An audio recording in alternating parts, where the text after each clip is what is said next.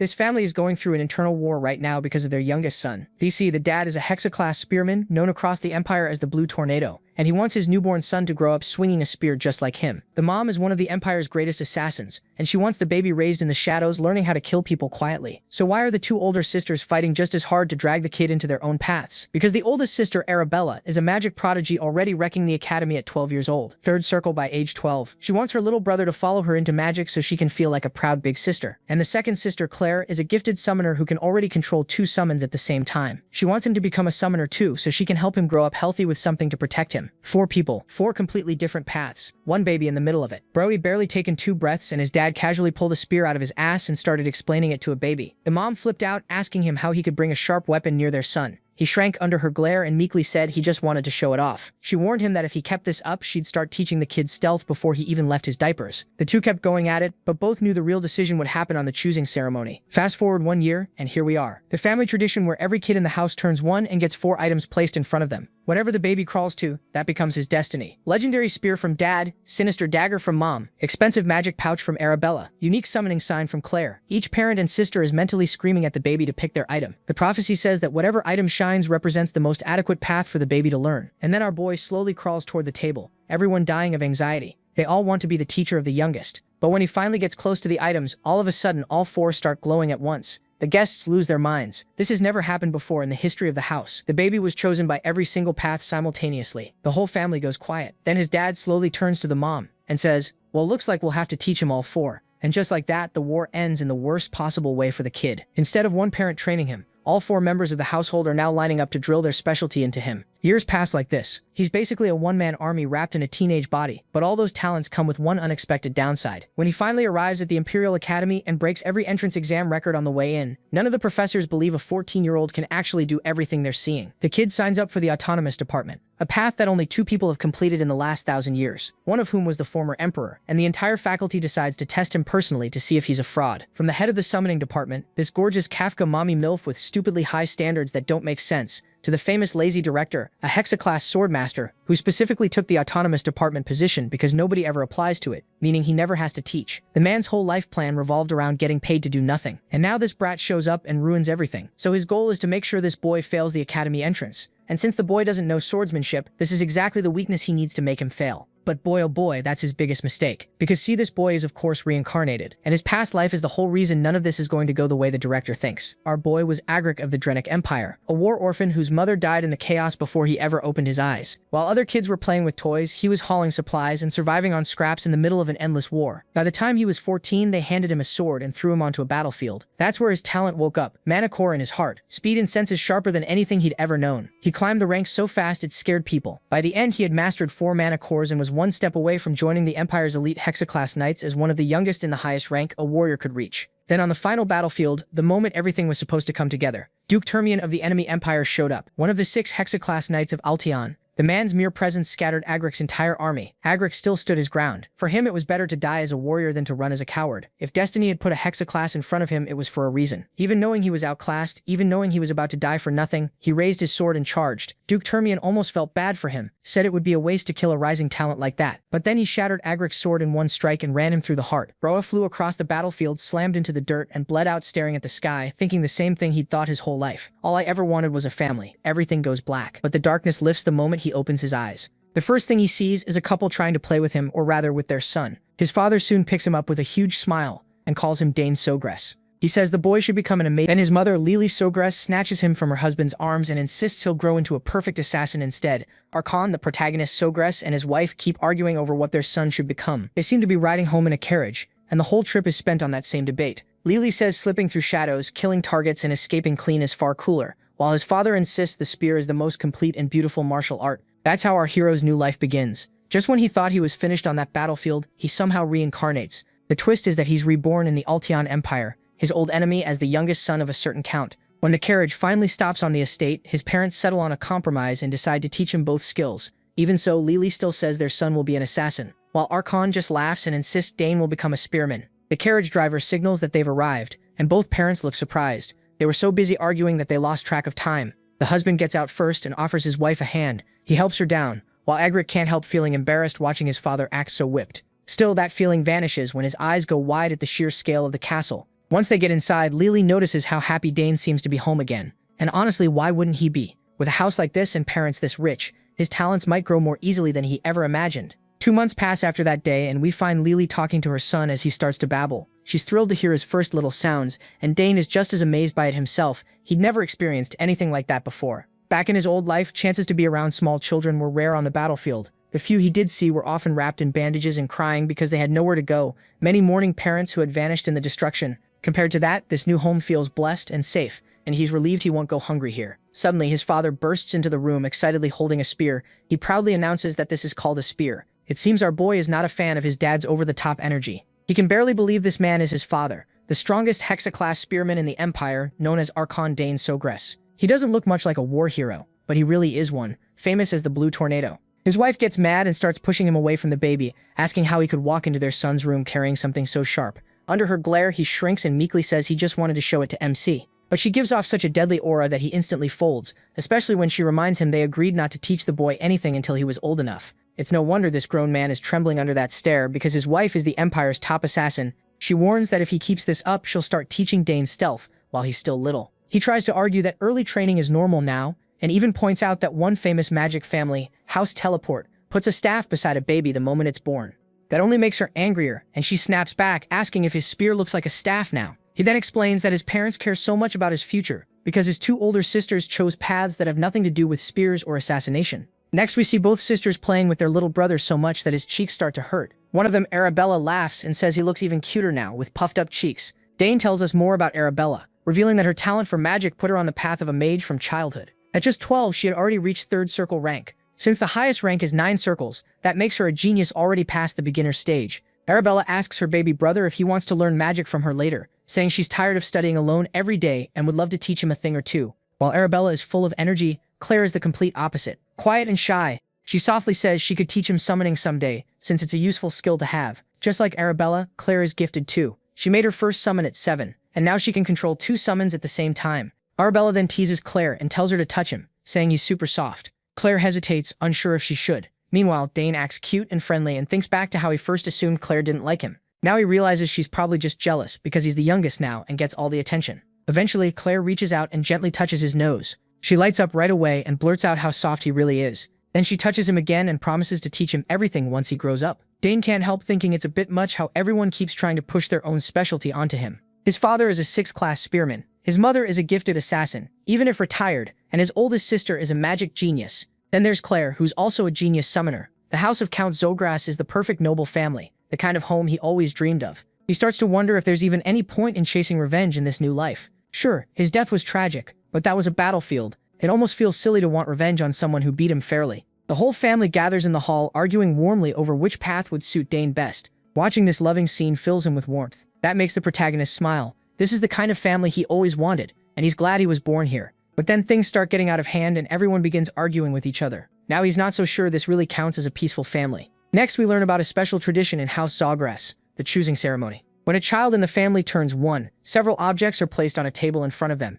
and people try to guess the child's future from whatever they pick. Since Dane just turned 1 today, it's his turn to choose a class. The guests whisper about how his sisters became a mage and a summoner, and wonder what young Master MC will pick. So everyone heads to the ceremony hall to find out. Once the guests gather in the hall, Dane is seated near 4 items, each tied to a different class. As the crowd gathers around the table, his mother tells him to simply choose what he likes. Even so, he has no clue what to pick. He glances at his father, who clearly wants him to choose the spear. He's already imagining the protagonist being drawn to the dragon tail spearhead. That spearhead is made from rare dough crayon, and when mana is poured into it, it becomes as sharp and heavy as the user's mana allows. His mother, on the other hand, feels Dane is far too handsome to become an assassin. Even so, she's sure he'll choose the dagger. It isn't ordinary. It's called Night Horn, made from ethereal ore that can hold every element and store several poisons. Like his parents, MC's sister is certain he'll become a great mage and choose the pouch to carry on that legacy. It's a special subspace item, something only mages or people with magic talent can use. Meanwhile, shy Claire quietly wonders if Dane might become a summoner. The item in front of him is a summoning sign, a tool used by summoners. With it, they receive a code based on their talent and use that to call their summons. But he is completely lost, because he can somehow hear what all his family members are thinking. After a while, he lets out a sigh and finally makes his choice. He starts crawling toward the items, and the crowd grows more excited by the second. As he picks up speed, his parents and sisters light up and cheer him on in their own ways. His father wants him to pick something sturdy, while his mother pushes for something short and sharp. Then, as he gets close, all the items on the table begin glowing yellow. Dane has no idea what's going on, and his family is just as confused. The guests, though, quickly realize that all 4 items reacted at once, something no one has ever seen. They can't help thinking young master, the protagonist may be a once-in-a-generation genius. Dane is stunned too. He remembers being talented in his past life, but this time he feels like he's on a whole different level. Little Arabella asks her father what they're supposed to do since this has never happened before, but both parents are just as lost, realizing they may have to teach him all 4 paths. Of course, that leaves the other 2 young ladies shocked, while MC only gives them a warm smile. Time passes, and now we're in the training hall. Weapons can be heard clashing, and the one sparring with his father is Dane. He's grown a lot since the last time we saw him. His father beams with pride, pleased that he has already mastered the technique he taught him. The protagonist thanks him, and we learn he's now 7 years old. As they share a light laugh, a man suddenly walks in. Dane looks over with curiosity, and sees that the man is carrying a spear. Agric was clearly waiting for it to arrive, so he quickly takes it and hands it to MC as an early birthday gift. He says he planned to give it to him at the banquet, but wanted to do it before his mother gave hers. Alric adds that he spent 2 years preparing the spear and had it specially made by a famous craftsman in the capital. Then he wishes Dane an early happy 7th birthday. He instantly drops his old stick and grabs the spear, saying it's amazing and he's definitely going to use it. He loves the way the black shaft and silver spearhead look together. On top of that, it's shockingly light. When his father asks if he likes it, Dane says he loves it. He's so excited that he starts testing it right away. His father then asks if he knows the difference between a sword and a spear. The protagonist explains that a spear's reach lets you keep enemies at a distance and its tiny point gives it great piercing power. His father agrees, but warns that the spear can actually be harder to use than a sword once you get stronger. Its biggest weakness is simple: for an attack to work, you need enough distance from your target. Still, he tells Dane not to worry too much, since every weapon has strengths and weaknesses. Even swords, often called the perfect weapon, can fail in certain situations. Hearing that, MC says he'll remember it. His father spins the spear and invites him to train so he can show him something. Dane is left speechless by the force coming off his father. It's the first time he's seen the overwhelming power of a 6th-class lancer. The mana pouring from him is crushing. After charging up, his father thrusts the spear, and the space around the tip begins to warp. He explains that the distortion happens because he released mana through the spear, using the core's trait of focusing magical power into one point. He says he heard about that from his sister, and explains that as a person gains more cores, they can go beyond normal physical limits. That means their limits keep expanding. He also thinks back to his past life, when he had a quadruple core, and realizes all this knowledge comes from that old life. His father grins, happy his son has studied so well, and reminds him that he himself now has 6 mana cores. Dane acts shocked, though inside he thinks that if he hadn't died before, he could have reached 6 cores too. Then his father tells him to try the new spear. The protagonist hesitates a little, but his father tells him to clear his mind, forget his worries, and just thrust. Dane nods, and as he grips the spear, he remembers that in his past life, he never cared much for spears. Once he discovered his skill with the sword, he only treated them as a backup, but now he's finally ready to truly try one. After taking his stance, he closes his eyes while his father notices how solid his form is. He can't help smiling, because it took 7 years to master that technique himself. Since Dane is still so young, he doubts he can really pull it off. But the moment MC thrusts the spear, reality seems to twist, completely shattering his father's expectations. He never imagined seeing a miracle like this. Startled, he blurts out and asks his son how he knows so much. Once Dane finishes the technique, the man rushes over, laughing and praising him for doing an incredible job. He explains that when he thrust, he focused mana into a single point and pushed it into the spear tip. The instant the mana reached the tip, he cut off the flow. His father goes wild hearing that and asks if he formed a mana core. The protagonist says yes, claiming he tried it after reading a book on mana core creation and luckily succeeded. Of course, that part is a lie. The truth is, he formed it while practicing mana breathing. His father kneels to meet his eyes, unable to hide how proud he feels. He's sure his son will one day become an incredible warrior. Dane just gives a small smile, already thinking of all the surprises he still has in store. Meanwhile, his father wonders if he'll really become a mage, a lancer, an assassin, and a summoner all at once. That night, MC's 7th birthday celebration finally begins. Guests start filling the castle, and the hall is packed with music and laughter. Everyone is having a great time. Duke Bolt, the same man who killed Dane in his past life, is also at the party. As soon as Agric sees him, Bolt calls him over. Agric addresses him properly as Duke, but Bolt tells him to drop the formal talk and speak normally. As we know, Bolt leads the Empire's top house, the Duchy of Termian. Agric quickly whispers that too many people are watching, so they have to keep up appearances. The Duke says he can do as he likes, then asks where his son is. Agric calls for him and tells him to greet Duke Termian. The moment Dane hears that title, his mind flashes back to his last meeting with the man. When the protagonist finally stands before the Duke, he introduces himself as MC, and bows, saying it's an honor to meet him. The Duke laughs, impressed by the boy's manners, and asks if he is also learning the spear. Agric says yes. Just then, a young lady walks up behind Duke Bolt, and when Dane Zagras sees her, he freezes for a moment in surprise. The girl politely greets Count the protagonist Zagras right away. She politely bows and introduces herself as Layla Termian, the youngest daughter of House Termian.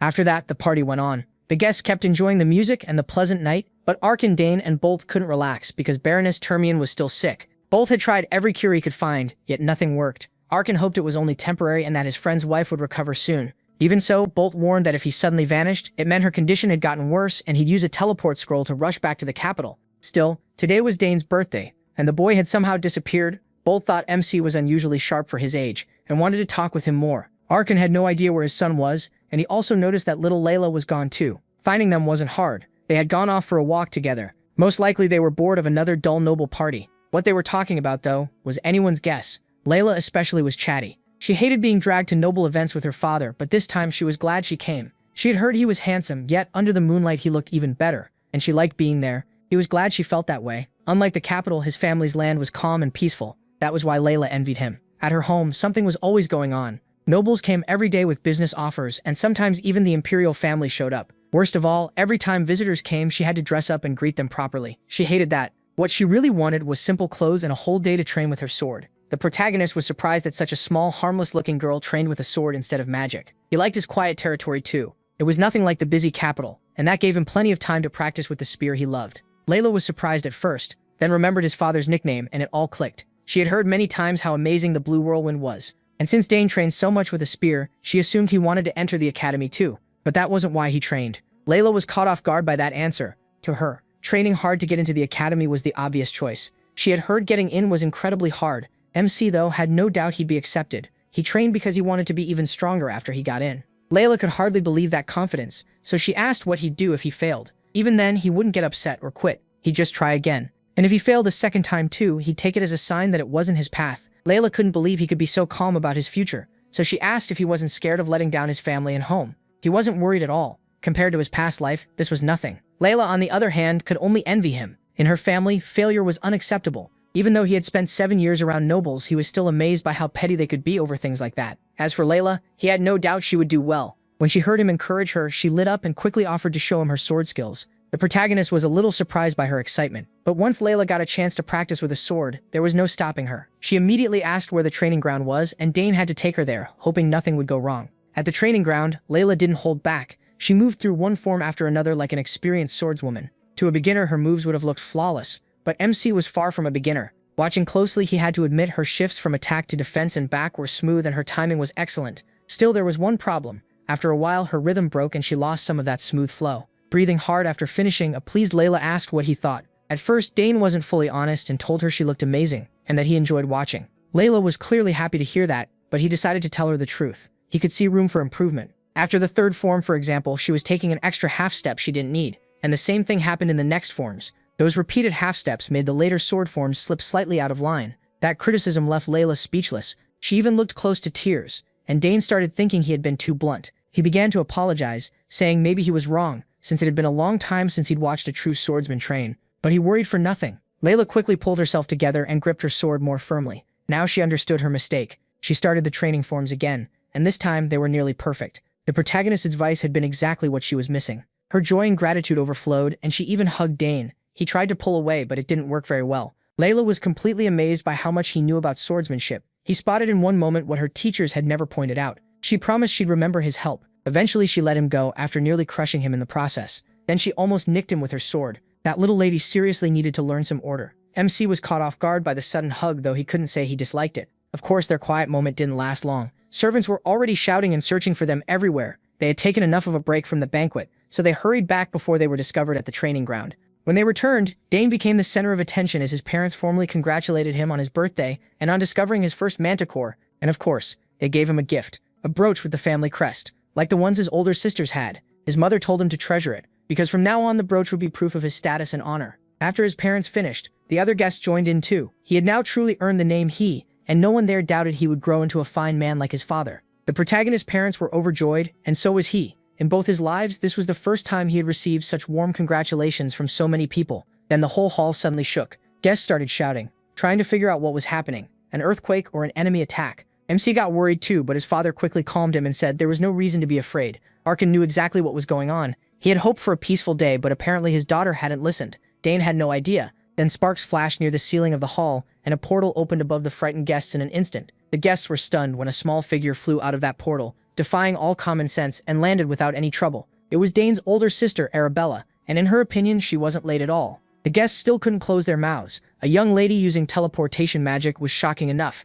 Normally, even opening a small portal required reaching at least 5 chains. He wasn't impressed by her power. He was annoyed by how loud and dramatic she was. But once the guests barely settled down, an enormous monster appeared in the sky. A huge wyvern with a rider on its back. This time, Lady Claire was the one who scared everyone. She was in a bad mood, though. She had been just one step too late to beat her sister. As soon as she arrived, people started whispering that they had heard she was a gifted summoner, but no one expected her to control a wyvern at only 16 years old. At last, they were home again, and together they stood before their parents and brother to wish their favorite little brother a happy birthday. Dane. After those flashy entrances, the protagonist's sisters quickly shoved their gifts into his hands while wishing their little brother a happy birthday. He thanked Arabella and Claire for coming home. Even with their studies keeping them busy, both girls were excited to watch him open the presents. Duke Arkin was almost in tears over how special his son was being treated. On his own birthday, his daughters had only sent him a letter. Dane opened the box Arabella gave him, and inside was a ring that worked as a handy dimensional bag. She had designed the artifact herself. The subspace magic used to make it belong to a very high level, and Arabella's famous teacher had placed it into the ring. Everyone knew how hard it was to put subspace magic into any item. Arabella took the ring and warmly held her brother's hand to put it on. She must have spent a long time designing an artifact strong enough to hold an entire subspace. She had also tied the ring to MC's mana signature, so no one else could use it. It was made only for her little brother, a truly unique item. Lizzie examined the ring and saw a faint wave of mana running through it, which meant it had been made with top-quality magic stones. Arabella explained that all Dane had to do was pour a little mana into the ring, and the subspace would open. That made it far easier to use than a normal dimensional bag, which alone made it priceless. As far as he remembered, tools like this were usually seen only with the wealthy on the battlefield. Only noble commanders and high-ranking mages had something so useful. The ring. It would also grow with him and fit his body as he got older. The protagonist tried pouring mana into the ring, and a green portal opened in front of him. Duke Arkin was stunned to see his son do it so easily. It looked effortless. Claire, Duke Baltermian, and Layla were all amazed by that bright burst of magic. Dane opened the subspace even faster than Arabella had years ago. There was no doubt now he was a genius. It would be a huge breakthrough if he could grow both a mana core and a mage circle at the same time. After the magic display, Claire walked over and handed her little brother her gift. MC opened it slowly, thanking her with real warmth. Inside the wooden box sat a strange-looking egg on a soft cloth. Confused, he picked it up and asked what it was. Claire quickly warned him to be careful. This was no normal egg. The whole family was curious about the odd present, but Claire only told Dane the truth. In a whisper, she said it was a familiar. She got it by accident while trying to summon Dakaron.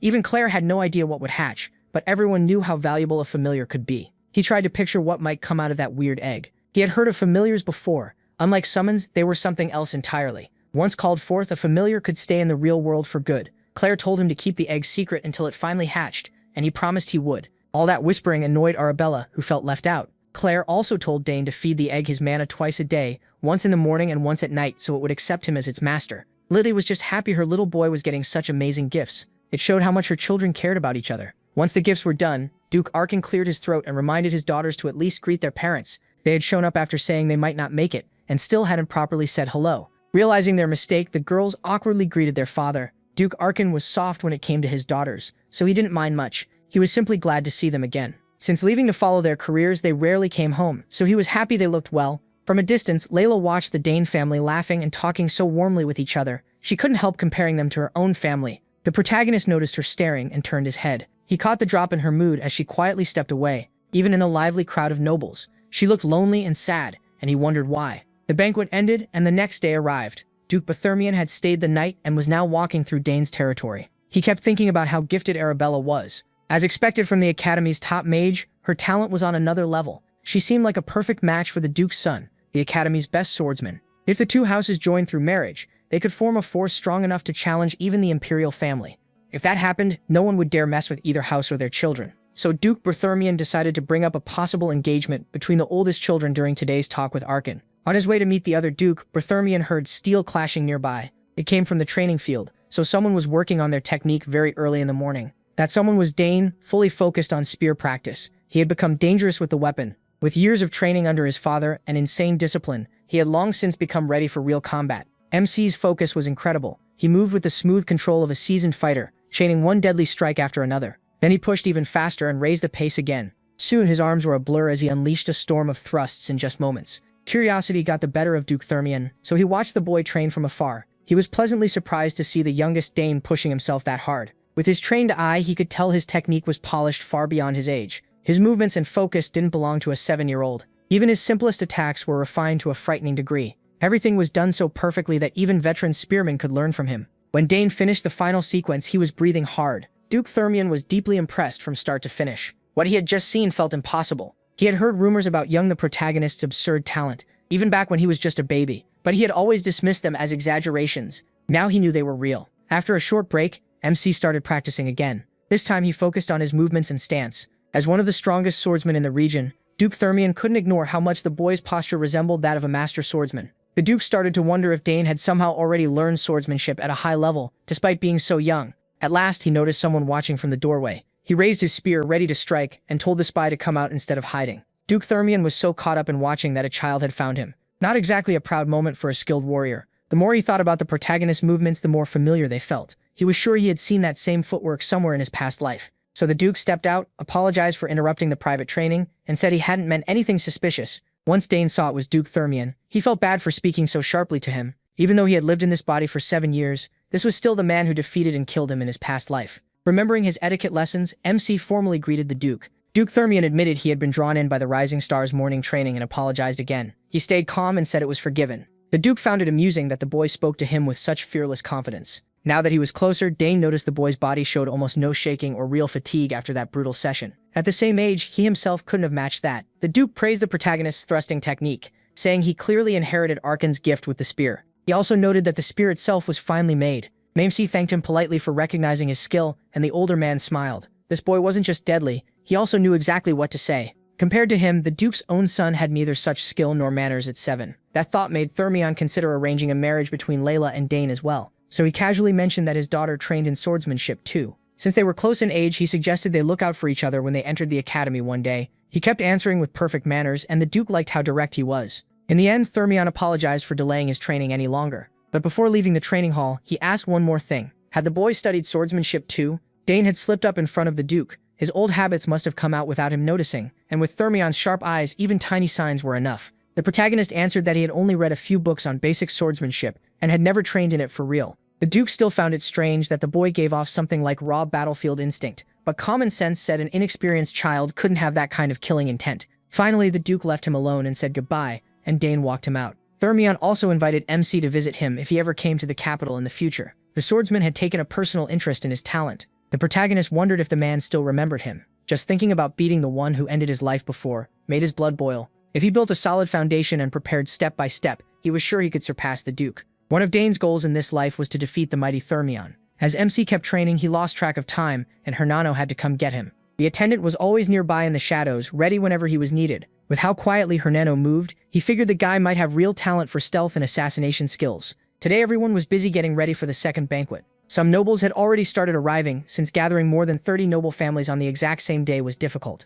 As for the protagonist's sisters, they had already opened a teleport gate and gone back to the academy. They had no choice. Midterms were coming up soon. For now, it was time for Dane to get cleaned up and dressed too. He made a note to examine his sister's gifts more closely later. After the hard training session, MC was washed up and dressed. He entered the family hall with his mother and father, and mingled with the nobles. He had to use all his etiquette training as he spent the whole night talking with high society. As the birthday boy, he was put on display all night, with everyone's attention fixed on him. At last, he escaped the banquet hall and got some air. Noble life was exhausting, and his schedule was even worse than usual because of his birthday. Still, he could always find some peace in the garden. Mr. Gardener had worked hard to make that place special, a calm, beautiful spot that brought peace. Dane looked at the flowers in full bloom while butterflies fluttered nearby. Flowers held more mana than most things in nature, or so his older sister once told him. Since he had a little time alone, he decided to test that idea for himself. The protagonist Sogress closed his eyes and focused on the natural magic moving through the air. Without opening them, he slowly started to grasp what his sister meant. He could feel the mana inside the flowers. Even though he'd been training in many fields, his mage and summoner skills still hadn't shown much progress. That made it hard to decide where he should spend his time. Having too many talents was actually a problem right now. He was suffering from success. After a few minutes immersed in the garden's natural mana, he finally saw the flow inside the flowers. He could hardly believe something so small held such strong mana. If someone could sense nature's flow and make it their own, that power might settle in the body and form a magic circle. That was exactly what was happening now. His body's huge mana affinity made it much easier. He could clearly see what most people could only faintly sense. Just one trip to the garden had sharpened his mana sense by a lot. What used to be blurry was now much clearer. He He was on the edge of understanding how magic really worked when something suddenly snapped. At the same time, two young nobles wandered into the garden, bored of the adults' empty talk. They were brothers, and the older redhead was already annoyed that everyone kept talking about the genius, Dane Sogress. He stomped straight through the flower bed, crushing flowers as he went. The red-headed brothers got turned around in the huge garden and happened to spot MC standing there, distracted. One look at his clothes and they mistakenly decided he was a servant, then started yelling at him. He did not like that disrespect at all. The brat even had the nerve to order him to lead them to the exit. Dane noticed what they were doing to the flowers and shouted for them to stop stepping on them. The red-headed brat somehow got offended after being called out. He asked why they were ruining the flower bed instead of using the garden paths. Seeing he was small, the redhead just got even more annoying. Then came the usual noble kid move, showing off his family name. The protagonist couldn't care less. To him, they were just two thugs wrecking his garden. The redhead hated being called a brute, so he proved the point by grabbing Dane by the collar. He and his brother were sons of Count Tyron, one of the castle's guests. Hearing that name brought back a memory from MC's past life. Count Tyron was the noble he captured after a pathetic defeat on the battlefield. He remembered him as a deeply annoying man, one of the worst kinds of nobles, judging by the brat in front of him. Like father, like son, fit perfectly. The red-headed brat kept bragging that his family was famous in the capital. He even claimed their house could make the protagonist vanish without a trace, so he'd better watch what he said. Dane had met plenty of idiots like this before. He knew words would never get through that thick skull full of air. The boy raised his fist and swung at him, still thinking he was only beating up a mere servant. Dane wasn't going to allow that. He slammed his forehead right into the brat's nose with full force. It was a brutal hit that nearly crushed it. The younger brother called out in panic to his older brother. He checked on the redhead, who had dropped to the ground from the blow. When the boy wiped his nose and saw blood, he started freaking out like he'd never bled before. The moment he saw the blood on his hand, his rage exploded, and he threatened to kill MC. Dane found that funny and calmly told him to try. The redhead wanted blood for blood. His little brother had enough sense to stop him, but the older one was far too proud to listen. He threw a punch and he calmly dodged by hopping back. The gap between them was huge. The amateur couldn't touch him at all. As Dane let him wear himself out, he noticed the boy's footwork was sloppy, like he'd never held a weapon in his life. That made him think the brat might be a mage or a summoner. The punches kept coming, but not one got close to landing on the protagonist, Sogress. Blood still ran from the redhead's nose as his patience ran out. MC kept toying with him through pure movement, and then an idea hit him. Maybe he could use the magic flow he sensed from the flowers and force his will into it. If that worked, he should be able to compress that power into a physical form. This was as good a chance as any to test it in a real fight. The younger brother watched from the side with his mouth hanging open. Dane Sogress planted his feet and gathered magic into his hands. He imagined a sphere of pure mana and fired it at the boy's stomach. The blast was strong enough to throw the redhead painfully onto the grass, tearing up the ground on the way. He screamed in pain, his body and pride both wrecked. The little brother rushed over to check on his defeated brother in the flower bed. Dane Sogress was honestly more worried about the ruined flowers than the brat's condition. But the red-headed fool was stubborn. He still got back up. After seeing him use magic, he demanded to know who he was.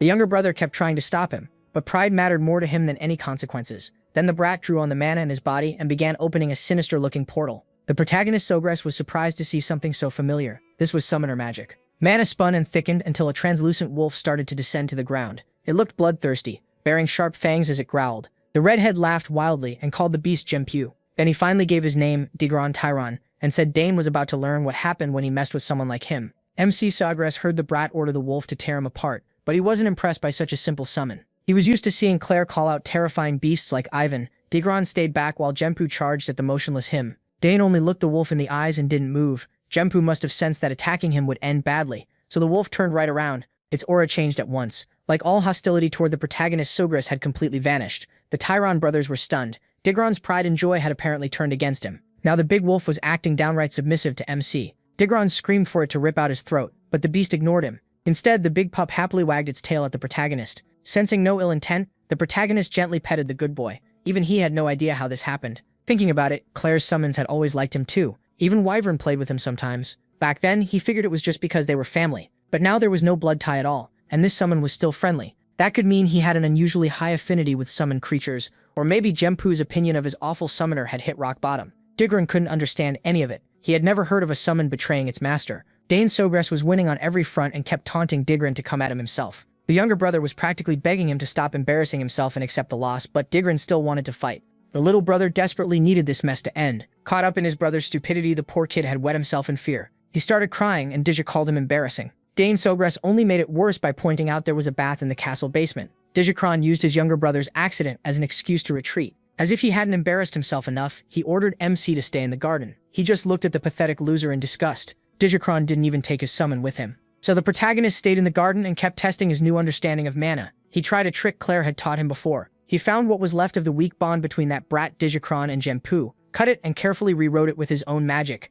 Just like that, he and the wolf became connected. Without using a proper summoning ritual, he pulled it off through nothing but his high affinity with summoned beasts. Now he had truly succeeded as a summoner. While enjoying that victory, Dane Sogras heard a familiar, annoying voice calling for him. Digicron Tyron, the spoiled brat, had run to his father and tattled that some boy in the garden bullied him, then pointed right at MC. What a coward. Holding his nose to slow the bleeding, he complained that he had attacked him and even broken his bond with his summon. The huge Mogar Tyron stomped forward and loudly introduced himself as head of the Count Tyron family, one of the great noble houses of the capital. He demanded to know if the protagonist had really messed up his son's face and stolen his summon. Dane wasn't the type to back down from a pig, so he stood firm and admitted what he'd done. He also noticed Mogar Tyron was much fatter now than when he had captured the man in his past life. Peace had clearly treated him well, even if he'd been useless on the battlefield. Mogar kept throwing his weight around, saying he couldn't let this pass. Anyone who touched his sons was not something he could ignore. He kept pressing MC with demanding questions, and finally told the boy to state his name. Our boy lifted his head proudly and formally introduced himself as him Sogras.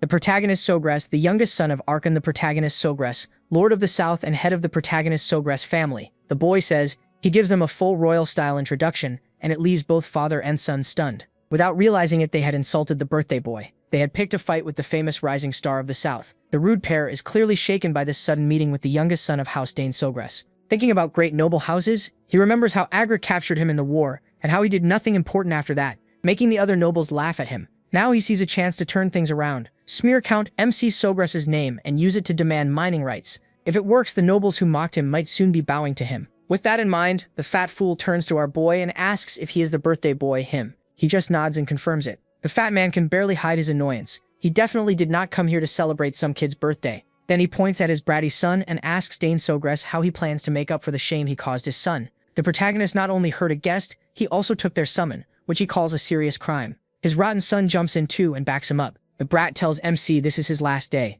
Then the fat man threatens to speak to Count MC himself and make him answer for all of it. MC simply hears him out and says that before he goes running to his father, his son should apologize first. That sends the fat man into a rage. He demands to know what nonsense Dane is talking about, while his son grinds his teeth beside him. But he makes it clear, yes, he hit the boy and hurt him, but it was self-defense after his life was threatened, and he didn't steal their summon either. Genpu chose to follow him. The trashy son quickly argues that there's no way Genpu would do that, and tells his father the protagonist is lying. That's when the father stops to think. He remembers hearing that the second daughter of House Sogras is a genius summoner, so maybe she taught MC how to forcibly break the bond between a summon and its master. The fat man keeps going back and forth with our boy, and Dane Sogras can't help thinking this whole thing is exhausting. Eventually Mogar calms down a little. After talking so much, even his jaw is starting to hurt. He tells him he's done arguing, and says they should go hear what Count Sogras has to say about all this. Speak of the devil, the Count himself arrives with Duke Termian. Of course, both the useless son and his father are completely shaken when they see Count Sogras, and seeing Duke Termian here only makes them panic more. As night falls, the red-haired boy gives his version of the story to the Count.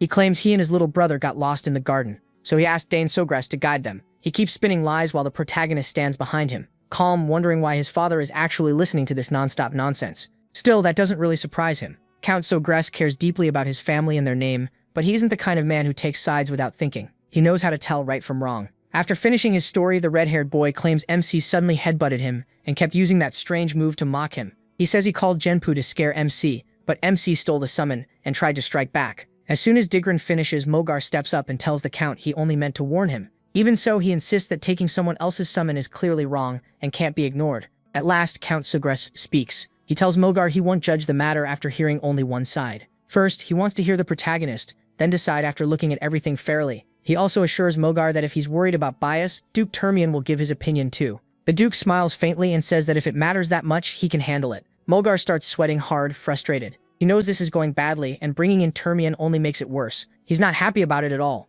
Count Sogras gives his son permission to explain, and Dane Sogras begins by saying that what Mogar's son said wasn't completely false, but only parts of it were true. He explains that the flowers carefully raised in the garden had been trampled, so he told Mogar's son to leave. That made the boy furious, and the fight started from there. Of course, the fat man and his son are stunned by that blunt truth, with the boy even trying to deny it and calling MC Sogras a liar. But the Count tells Dane Sogras to continue. So our boy explains that when Mogar's son called Genpu, the order was to kill him. He also makes it clear he didn't steal the summon. Genpu came to him on its own and responded to his goodwill.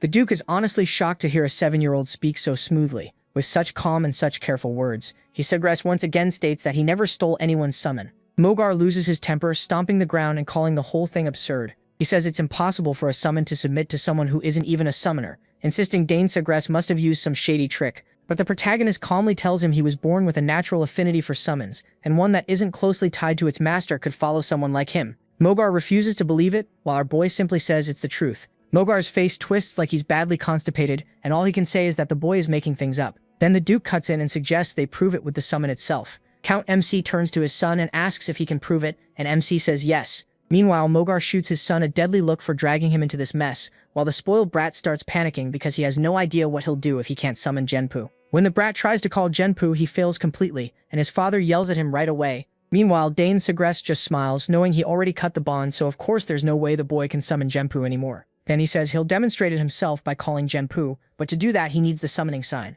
Mogar's son has. The spoiled boy gets angry and questions how the protagonist dares ask for his sign. He starts rambling, but Count the protagonist cuts him off, reminding him that by his own claim, even with the sign, MC shouldn't be able to summon Genpu, so there's no harm in trying. Mogar sweats, realizing he has no choice, and reluctantly tells his spoiled son Digron to hand it over. The redhead is almost in tears, but his father just tells him to hurry up. Once Dane Sagress has the sign, he starts his magic and explains that a summoning sign usually carries a unique code tied to its summoner, so no one else should be able to use it. But Genpu had already been filled with his mana, so the sign is only a tool now. And Genpu is already linked to him. The moment he calls for Genpu, the monster appears and starts licking his cheeks. The Count and the Duke are both amazed, while Mogar and Digron tremble after their lie is exposed. The Duke finds it incredible and wonders if Dane Sagress has also been studying swordsmanship. His father confirms that he has, though he admits he doesn't fully know how skilled his son really is. The fat man, on the other hand, realizes he's in serious trouble now that his whole plan has failed. The Count then turns to him and asks if he now admits he was telling the truth. The fat man quickly tries to act casual, laughing and saying maybe they just misunderstood and thought the protagonist stole their summon. He also claims his son wasn't really trying to kill the protagonist, then asks Digron to confirm it. Shaking, Digron agrees and says he only meant to scare MC, but our boy is furious watching these scumbags try to slip away from blame so easily. Before the two lords can give their final judgment on the matter, a lady steps in, surprising everyone there, especially him, Sagress, whose eyes go wide when he sees Lila. The moment she arrives, she says Digron is not telling the truth.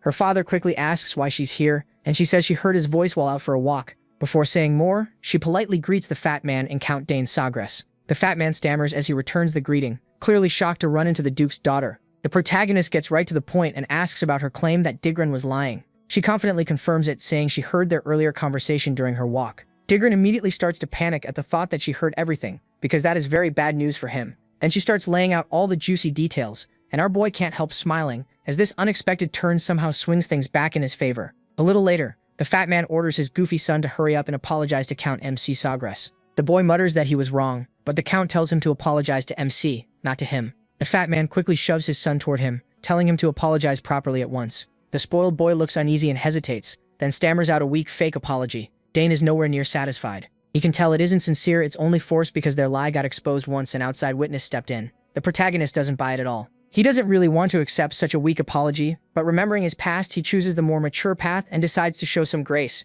So Danny accepts the spoiled boy's apology. The kid lights up right away, thanking him over and over for letting it go. His father also exhales in relief, realizing how close he came to losing everything. The Duke, who may one day become Danny's father-in-law, can't help thinking he was right about Danny being special. After all, Danny had every reason to stand his ground, since the other side was clearly wrong from the very start. In the end, the Count makes it clear that since Danny accepted the apology, the matter is closed. Still, he stresses that he had no intention of letting it slide, especially because Digron attacked Danny intending to kill him. The fat father breaks into a cold sweat when he sees how furious the Count is. The moment he tries to speak, the Count cuts him off and orders him to take his family and leave the castle at once. That news shakes the fat man to his core. If he's thrown out now, his reputation is finished, so he becomes desperate to stay in the castle no matter what. He grabs the Count's hand and begs for mercy, saying he'll do anything Dane asks. He just wants to be forgiven this once. But the Count quickly pulls his hand away and makes it clear he has no use for him. He adds that soldiers will arrive soon to escort him out officially. With that, he storms off with his son, leaving the fat man behind, still begging for forgiveness. Dane also tells Duke Terminian that it's time to go, and the Duke calls for his daughter as they start to leave. As they walk away, Danny looks back at them, feeling satisfied that they're finally getting what they deserve. They started this whole mess, so it's only fair they face the result. Anyway, he learned something important today. His father is actually pretty scary when he's angry. Then Duke Terminian asks if it's true that he beat Magard's spoiled son with a mana bullet, and Danny quickly confirms it. The Duke can't stop praising him, saying Danny is gifted not just with the spear, but also in summoning and magic. It's so impressive that he doubts history has seen talent like this before. Danny's proud father smiles and says he's proud to have such an exceptional son. Meanwhile, Danny quietly takes in all the praise while Layla struggles to believe what she's hearing. The Duke adds that talent alone isn't what makes Danny stand out. He's also incredibly calm. Most kids lose their heads in a fight and stubbornly insist they're right, but not him. The Duke is sure this boy will grow into a fine man. His father gives Dane a light pat on the head and says it's too soon to know that for sure. They'll have to wait until he's fully grown. He also points out that everything ended peacefully thanks to Lila. Without her testimony, things could have gotten ugly. Hearing that, Duke Terminion is clearly surprised that the Sagras family thinks so highly of Layla.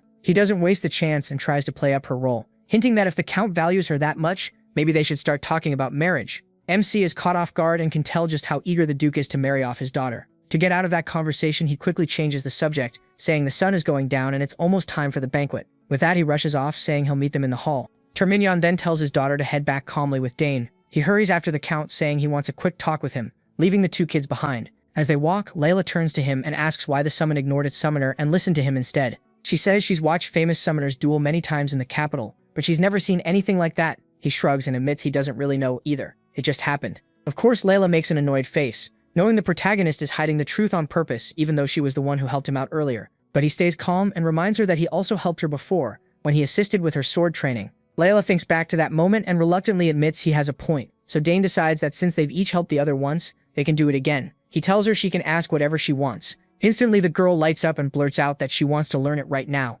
MC is caught off guard by how impatient she is and wonders what could be so urgent, so he asks what she wants to learn. She quickly says she wants him to teach her mana bullet. Dane asks why she's in such a rush, and Layla says she wants to get stronger and fast. She hopes to form at least 2 mana cores before entering the academy. He wonders why she's pushing herself so hard when she's still so young, but he gets his answer right away. She wants to grow stronger soon to make her mother happy. Her mother loves her deeply, and Layla is sure getting stronger would make her proud. When he hears her mention her mother, the protagonist remembers adults saying Countess Terminion has been bedridden. With that in mind, he feels like he can't really refuse to help her. Layla does a little happy dance and says she's ready to start tomorrow. Honestly, she'd even start tonight if she could, especially since she doesn't know how long she'll stay at the mansion. MC just shakes his head and tells her they can begin whenever she wants. He assures her that once she understands how magic flows, learning mana bullet won't be too hard. Layla then eagerly asks what he wants in return for teaching her. Dane stays silent, making it obvious that what he wants won't be as simple as showing someone how to fire magic bullets. The scene shifts to the banquet hall, where guests are whispering about that fat father Tyron. Word is spread that Count Tyron was thrown out of the castle and everyone wants to know what he did to deserve that. Some say Tyron's eldest son caused trouble by picking a fight with young master, him and ended up getting taught a lesson. They laugh among themselves, amused that the fat man came all this way just to be humiliated and embarrassed. Another rumor going around is that young master, the protagonist, is an amazing summoner. One guest wonders if that means House the protagonist will now become a famous house of summoners. But another cuts in and says that's not all. Young master MC can also use magic, which many of them can hardly believe. Then a large mustached man introduces himself to him as Baron Opent. He asks if he knows anything about open territory in the east. He politely bows his head and says he's heard the land is famous for grilled trout and sapphires. The man laughs and says that's exactly right. He proudly adds that House Opent's trout and sapphires are the best on the continent. Then he nudges his daughter forward, saying he almost forgot to introduce her. The girl steps up and introduces herself as Silvio Opent. She politely greets Dane, who is clearly surprised and awkwardly returns the greeting with his own name. I have no idea why he's so nervous around her, but we're about to find out. She moves right up to him with a mischievous look and whispers that she heard he's the one who will inherit House the protagonist in the future. Dane gives an unsure reply, and Silvio excitedly tells him to stop pretending he doesn't know. She says she's heard he's talented in many ways, then bluntly adds that she'll be under his care from now on, especially since they might become family one day. And there it is, his nervousness makes perfect sense. This girl is unbelievably direct and doesn't hesitate for a second. Right then, Layla walks in while Sylvia is still in the middle of holding hands with MC. Not surprisingly, Sylvia is startled the moment she sees a possible rival, while Layla shoots him a sharp look and demands to know who this lady is. Sylvia recognizes Layla right away and warmly greets her, introducing herself as the Baron's eldest daughter, Opent. Layla tries to answer politely, but the anger on her face makes it obvious she's far from pleased, even as she says it's nice to meet Sylvia. The two girls trade smiles that might as well be trying to kill each other. Watching them reminds Dane of an old memory, and he can tell they're both completely ready to fight. Before long, Layla grabs his hand and says she's borrowing him for now because they already had plans. She gives him a hard stare and asks if he remembers. Of course, poor the protagonist has no clue what she means, but he agrees anyway, apologizes to Sylvia, and says they can talk later. Sylvia forces a smile and tells him they definitely will talk again later. As Layla pulls Dane away, Sylvia can't help feeling annoyed that this girl just snatched him from her. Layla, on the other hand, is still far from calm. She's completely irritated by that girl's nerve, acting like she could take MC away from her. MC just stands there stunned under Layla's fierce gaze. he can't help thinking that even the beloved daughter of the Duke, the second most powerful man in the capital after the Emperor, somehow can't match the young lady from the Eastern Barony. So it's no surprise that Sylvia backed down so easily. Once he and Layla are outside, she starts pressing him about Sylvia. She wonders if there's a chance he might get engaged to her, but he quickly shuts that down and insists they were only talking, just greeting. That idea instantly lifts Layla's mood, and even the protagonist notices it. After a short walk, they reach the secret spot only MC knows about. He's sure nobody will bother them here. The moment they step into the hidden place, Layla lights up and does a little happy dance, thrilled by it. She's also glad no one will know if they do anything there. Dane agrees, it really is a great place to train. But before they start, he asks if she's ever felt mana before. Layla says she has, a little, but not enough to form a mana core. She adds that she tried absorbing mana through breathing. That tells him she still hasn't reached the emission stage. He learned to sense mana naturally on the battlefield, so he's surprised a noble house taught her even this much. So he starts with the basics and tells her the first step is feeling the mana she absorbs. Layla looks confused, and the protagonist explains that if she wants to release mana, she first has to control the mana inside her. The key is imagination. He tells her to close her eyes and picture the mana spinning inside her. After a moment, she tries, but nothing happens. From her face, Dane can tell she didn't really get it. Layla gives it another shot, but again, nothing happens. Frustrated, she asks MC why it still isn't working. He calms her down, saying that's normal for a first try, and tells her to focus again. Meanwhile, Count Dane is secretly watching the two kids. He can't help feeling proud that his son is already teaching someone at such a young age. To him, it really feels like he has grown up. Then Duke Termian suddenly sneaks up beside him and asks what the hell he's doing there. The question nearly stops the Count's heart. The Duke quickly tells him not to panic and asks if he's spying on two lovebirds enjoying time alone. Count Dane raises a brow, asks what he means by lovebirds, and wants to know how he even found him. The Duke laughs, saying the Count did a terrible job hiding, especially for the husband of the Empire's legendary assassin. Count, the protagonist, has no idea how to respond after getting caught spying. The Duke teases him, saying if the lord of the castle goes around snooping on people, others will start talking. Annoyed, the overprotective father insists he was only following his son. The Duke laughs and points out he was just following his daughter too. Turns out both fathers are hopeless. So they stand there side by side like a pair of teenagers, spying on their children. Back with the kids, Dane opens his dimensional bag, and the girl is amazed he already has something like that. When he says his older sister recently made it for him as a gift, she gets jealous. Unlike his sister, her older brother stopped paying much attention to her after they entered the academy. Dane then pulls out a mirror from the bag, and she casually asks what it's for. He says he brought it in case it might help. It's easier to picture something while looking at yourself than relying only on imagination. So he tells the curious girl to stand in front of the mirror, where she can see herself fully. She quickly takes her place in front of it, and starts her little magic dance again. This time Dane can tell she's serious. She takes a deep breath, while both loving parents quietly crouch on the ground to keep watching. Duke Termian points out that Lilia seems to like MC. He asks if that's really true, and the Duke says yes. Lilia usually doesn't warm up to people this fast. Count Dane says that's surprising, since she seems like such a bright child. Duke Termian goes quiet for a moment, then says she only seems bright on the outside. He explains that after her siblings left for the academy, her mother became bedridden, so they couldn't stay close like before. Since then, opening up to others has been hard for her. The Count asks that if he already knows all that, why does he always act so cold toward his daughter? Termian looks honestly moved that the Count noticed, and admits he does it on purpose. He says he raised his older children with too much affection, and they grew spoiled, but Count Dane tells him not to assume Lilia will turn out the same way. She'll only end up hurt, and now it makes sense why she asked the protagonist for help instead of her father. Termian points at his friend and jokes that he's nagging like the old days, but the Count fires back, asking when he ever did that, especially since what he said is true. The Duke changes the subject, and asks when he plans to send his son to the capital. If he sends him to the Cal house, he says their doors will be open and the boy can stay at the castle of Cal. Count Dane falls quiet and looks back at his son. Seeing him happy, he simply says he'll let MC choose for himself. He's free to pick his own path, just like his older sisters. We also miss him watching the two loving fathers, clearly embarrassed by how openly they're spying. But in the end, she just smiles, realizing parental love makes them act strange, and decides not to ruin the moment by pretending she saw nothing. Back with the children, Lilia thanks Dane for helping her, and calls him a real genius. She admits that even though everyone calls her gifted, next to him she feels weak. As the protagonist casually looks around to check whether the parents have finally slipped away, he assures her this is only the start and that she'll definitely become stronger too. She then asks if he's going to the academy, since that's where all the Empire's geniuses gather. He says he still isn't sure, and doesn't think he needs it, because he can get very strong just by training on his own. The girl calls that short-sighted, and reminds him the academy isn't only for studying, it's where nobles start building their faction, and make connections early. Dane is impressed that a 7-year-old girl understands the real world so well. He finally answers that he already knows all that, but he still doesn't want to go yet. There's a mountain of books in the library he hasn't read, and he still has a lot to learn from his parents. Lily admits that's fair, but asks if he doesn't want to play with kids his own age, especially since she heard his older sisters also attend the academy. Running out of answers, MC says maybe he'll go in the future if he feels like it. She tells him to visit her house when he plans to come to the capital, and they promise to meet again. Then she remembers to ask when he'll make his request now that he taught her how to use mana bullets. He just shakes his head and says he'll tell her when he comes to the capital. That shocks her,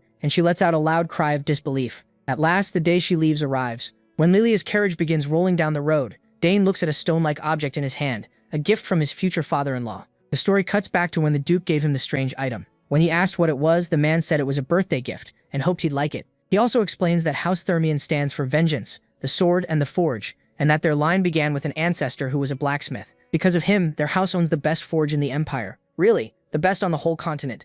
Every weapon made by the Thermians to protect the Empire came from that forge. Of course, Dane already knows this. From his past knowledge, every kind of ore in the world can be found there, and all kinds of weapons and mystical artifacts are made in the greatest forge on the continent. Then the Duke reveals that if the protagonist shows this insignia at the forge, they'll make whatever weapon he wants. So this rock-like item is actually an insignia, a certified token proving the honor and skill of the one who holds it. Count MC is completely stunned to see the Duke give away something so valuable, something even the Imperial family wants. The Duke simply pats the boy's head and tells his future son-in-law to grow well and help his father. His future wife gives him one last wave before they part. Back in the present, his mother crouches beside him. Seeing how down he looks, she asks if he's upset because they left. He admits it, saying Lilia was basically his first friend. His mother comforts him, saying that once he goes to the capital, he'll see her again, and by then he'll be even more handsome, which is sure to impress her. She's probably right. He can't stay here forever, and he'll have plenty of chances to meet her again later. So he quietly wishes her happiness until they meet again. Meanwhile, as the Duke rides in his carriage, his mind is still on Dane. He finds it strange that every time he looks at the boy, he remembers Agric,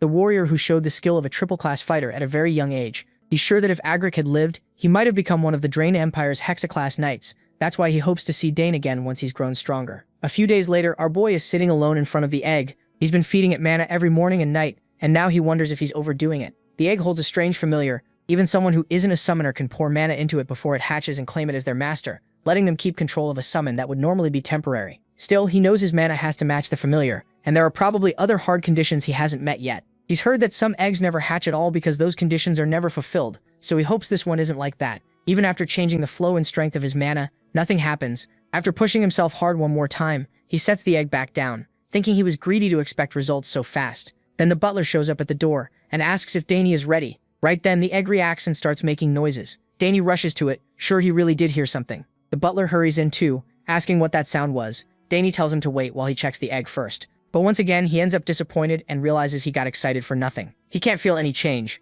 When the butler asks if the egg reacted, Danny says no, it was probably just his imagination. Once he gets to the training hall, he starts by practicing swordsmanship. After seeing those flawless moves, the butler lights up. He even claps and asks when Danny learned to use a sword. Danny brushes it off, saying he just wanted to swing it a little. The butler keeps praising him, calling him a genius who's talented with the sword too. Looking at the blade, Danny thinks about how fun it was to learn a new weapon like the spear, but he also missed using a sword. His father watched him too closely for that, so he's glad he hasn't lost his touch. The butler quickly goes to get snacks and comes back with a full tray, telling Danny to eat something before training again. Meanwhile, we move to Count Dane Sogress, staring out the window, lost in thought. He's been a little worn out from arranging this banquet every year, but at least it showed him that many nobles are watching the South. Most of them want a good relationship with him now, which is a nice change. Since the war ended, the South has enjoyed great weather and all the comforts nobles can't resist, so maybe that interest should have been obvious. Even so, it's nothing compared to the attention Danny is getting. The trouble with Count Tamien's eldest son went far beyond Dane's expectations, yet Danny handled it calmly and like an adult. He laid everything out clearly for the grown-ups, and then confidently showed off his talent. He can't help thinking his son is too mature for his age. Sometimes he wishes Danny would act a little more like other kids and relax a bit. As the time for training gets close, he heads to the training hall. He takes the legendary spear, Dragontail, planning to let Danny hold it today. But the second he steps in with the spear, he freezes when he sees Danny wielding a sword. Now he starts wondering why his son chose a sword, and his mind jumps to the past. He's sure that cursed Duke must have said something. Otherwise, there's no way Danny would be using a sword after all that spear training. He just stands there watching his son pull off amazing moves with the blade. Seriously, Danny looks like he knows exactly what he's doing. The power he shows is something even skilled swordsmen would struggle to match. It makes Dane wonder when he learned all this. One thing is clear, Danny is gifted with the sword too. At last he calls out and asks when Danny learned those moves. Looks like Danny's secret is finally out, so he decides it's better to tell his father the truth. He admits he never actually learned any of it. That only leaves the protagonist even more confused, wondering if this is another hidden talent. He starts thinking out loud. Danny can handle the spear, magic, assassination, summoning, and now swordsmanship too. Then he adds that if it were anyone else, he'd never believe a child could be talented in all those fields. So he asks Danny if he's curious about the world beyond these walls. Danny looks confused, unsure what his father means. Then his father tells him that if he wants to see the outside world, he should go. He truly believes this country may be too small for his son's huge talent, and if Danny stays here, he'll be the one who loses. A wave of sadness hits Danny when he realizes his father has accepted he can't keep him forever. So he finally says he'd be happy to learn about the world outside. Hearing that, his father smiles and gets straight to the point. It's time to prepare his son for the real world. He admits it hurts a little to see his son leave, but he knows he has to respect Danny's wishes. Then he shows him the spear, saying he brought something special today. It doesn't take Danny long to realize what it is, and his father clears up any doubt by reminding him this is Dragon Tail, the spear that reacted to him on his first birthday. He holds it out and tells Danny to take it. The moment Danny grabs the spear, it reacts, and he feels an incredible surge of power running through it. His father laughs and says it's reacting far more strongly than when Danny was only 1 year old. And honestly, who could blame it? Then he proudly tells his son he plans to make him master the spear before he leaves, so he'd better be ready. He promises that one day Dragon Tail will be his, but first he has to become strong enough to wield it with pride. Danny eagerly promises to work hard and honor his father's teachings. Later, back in his room, Danny's mind is racing with thoughts about the outside world. He's always been curious about it, even during those long days on the battlefield. As a soldier, all he really knew was war, setting camp, cleaning weapons, eating bland food, and waiting for the next battle. The only ways out were for the war to end or for him to die fighting, and honestly, those felt like his only choices. But now a normal life is finally in front of him, and he can barely imagine what exists beyond the battlefield. Still, as Dane progresses, he knows he has to take this chance. He has no idea how the world will use his talents, how people will receive him, or what he might achieve out there. But for the first time, he can travel, explore, and chase whatever he wants. At first, all he wanted was to stay and enjoy the warmth of this place. But after his father's question, his thinking changed. He finally chose to step out into the world, and he's truly excited about it. As he's thinking about that, his mother walks into his room, catching him off guard. He asks when she came in. She says he was so deep in thought that he didn't even hear her knock. But honestly, she's probably lying. She's an assassin, so she likely slipped in without a sound. Then she asks if he really is curious about the world outside the country, and he says yes, explaining that his father told him it would be a waste for him to stay here. After thinking it over, he admits he wants to see the outside world too. Then he starts apologizing to his mother, but she hugs him and says there's nothing to be sorry for. He reminds her his sisters aren't here, and worries about leaving for the wider world. She reassures him that it's fine, because she knows how amazing his talents are. She adds that even if he chose not to go, the outside world would call for him anyway. She admits it would be wonderful if he could stay with his mother longer, but the world won't allow that, so she tells him to go and chase what he wants. He promises that even after leaving home, he'll come back often and tell her about everything he sees. His mother thanks him and says it sounds like she finally needs to teach him before sending him into the world, just like his father is about to teach him. When he asks what kind of lessons she means, she excitedly says she'll teach him everything about assassination. She keeps going on about all the skills and knowledge she has, and Danny can already tell this is going to mean several exhausting days before he even leaves. Overall, she says she'll teach him a lot, and he assures her he'll do his best to learn. As he looks at her, he can't help thinking he's about to get special lessons from his mother, full of love. Many years pass, and the scene shifts to the southern region of the Altian Empire, the county of Sugri, a land known for its warm climate and rich natural resources. This place became one of the Empire's key regions, helping keep it strong during the war. Thanks to Count Sugri's generous rule, it is peaceful and welcoming. Now that the war is over, the last small rebel forces have been captured, bringing lasting peace to everyone. On a bright day, people chat excitedly about how young Master Dane Sugri visited one of the shops recently. They can't stop talking about how the shopkeeper's oldest daughter literally fainted when she saw him. The ladies gossip that he gets more handsome every day, and say they'd love to see his face at least once. There's even a rumor that he's still single, giving them a little hope. But one friend quickly reminds the other that he's only 14 and tells her to stop drooling over an underage boy. One of the women then says people are starting to doubt Dane is really just 14. He's already as tall as Count Sugri, and some even say he could pass for a 20-year-old. Anyway, that's enough gossip. Let's see how much our boy has grown. We shift to the outskirts of MC's county, an area filled with ancient magic called the Forest of the Last Days. Dane is there on a special mission his mother Lily gave him. He carries a spear in one hand and a piece of cloth in the other, likely some kind of map. Whatever it is, he's already picked his route. With only 3 hours left before sunset, he knows he has to get out before dark, so he starts moving through the forest with ninja-like speed. The key to this mission is simple: don't get caught by his enemies. Dane has to avoid the traps and nests his mother set while making it through a forest packed with danger. After moving for a while, he finally lands on the ground. He takes a deep breath, pulls in the air and energy around him for a moment, then lets it out again. Once he blends into his surroundings and focuses on staying hidden, he starts noticing traps all around him. Thin, nearly invisible wires stretched across the area. He knows every trap will go off the second he touches them. Wires. It's a basic setup, but that's what makes it dangerous. Luckily, this one looks manageable. Then rat-like monsters rush into the clearing, and the second they spot Dane, they waste no time charging him. There's a whole pack and he clearly didn't expect them here. Even worse, they're all coming straight at him fast. Before they hit the wires and trigger the traps, he has to deal with them quickly. But if he slips and touches a trap himself, things could get even worse. Still, there's no time to waste. He has to move. Dane breaks into a run, and the moment the rats trigger the traps, sharp needles shoot in from every direction, skewering the unlucky beasts caught in the cross pattern. So that was his plan all along. Lead them into the trap. He's glad it worked and saved him the trouble of fighting them himself. But then he spots one rat that's still alive. As he closes the gap, the monster leaps right at him. Dane keeps fighting the last of the house beast, and the rodent is almost as fast as he is. The giant rat suddenly stops and turns for another attack. This time it uses range, spitting a strange substance from its mouth. Dane quickly reads the situation. He doesn't know what it is, but that spit definitely looks dangerous. He spins his spear and knocks the attack away. Gritting his teeth, he realizes he can't waste any more time on this tough rat. Blocking will only slow him down, so now it's time to strike back. A blue aura gathers around his body as he locks onto the target. Then, with a burst of blinding moves, he shows off his incredible spear skill. He moves freely through the air while tracking the enemy perfectly, and the beast's head is split clean in two. Dane doesn't even stop to look, he just leaves at once and continues the mission. By sunset, he reaches the endpoint of the test. He's completely drained, gasping and doing his best not to throw up. At least he finally made it out of the forest alive. Suddenly, he feels a fierce presence coming from the woods and worries the fight isn't over. He jumps to his feet, regretting that he let his guard down to rest. Just as he's about to face it, he stops. It's only his mother, Lily. She let him sense her on purpose to test his reaction, and he passed. On top of that, his total time was 3 hours and 30 minutes, even faster than Lily's old record. She had watched the whole time. After all, no mother would leave her son alone in a place that dangerous. Lily knew better than anyone how gifted he was, but being his mother made it different. After this test, which Dane basically mastered, Lily couldn't find a single flaw in his survival skills or adaptability. She gently pinched his cheeks and said that, at this rate, he could already be recruited as an assassin. To celebrate his successful run, Lily brought out her most treasured possession as the Empire's greatest assassin, her dagger. She felt it suited her son better now. From this moment on, Dane would be the owner of Nighthorn. With a bright smile, Lily handed the legendary weapon to him, since she had no more use for it anyway.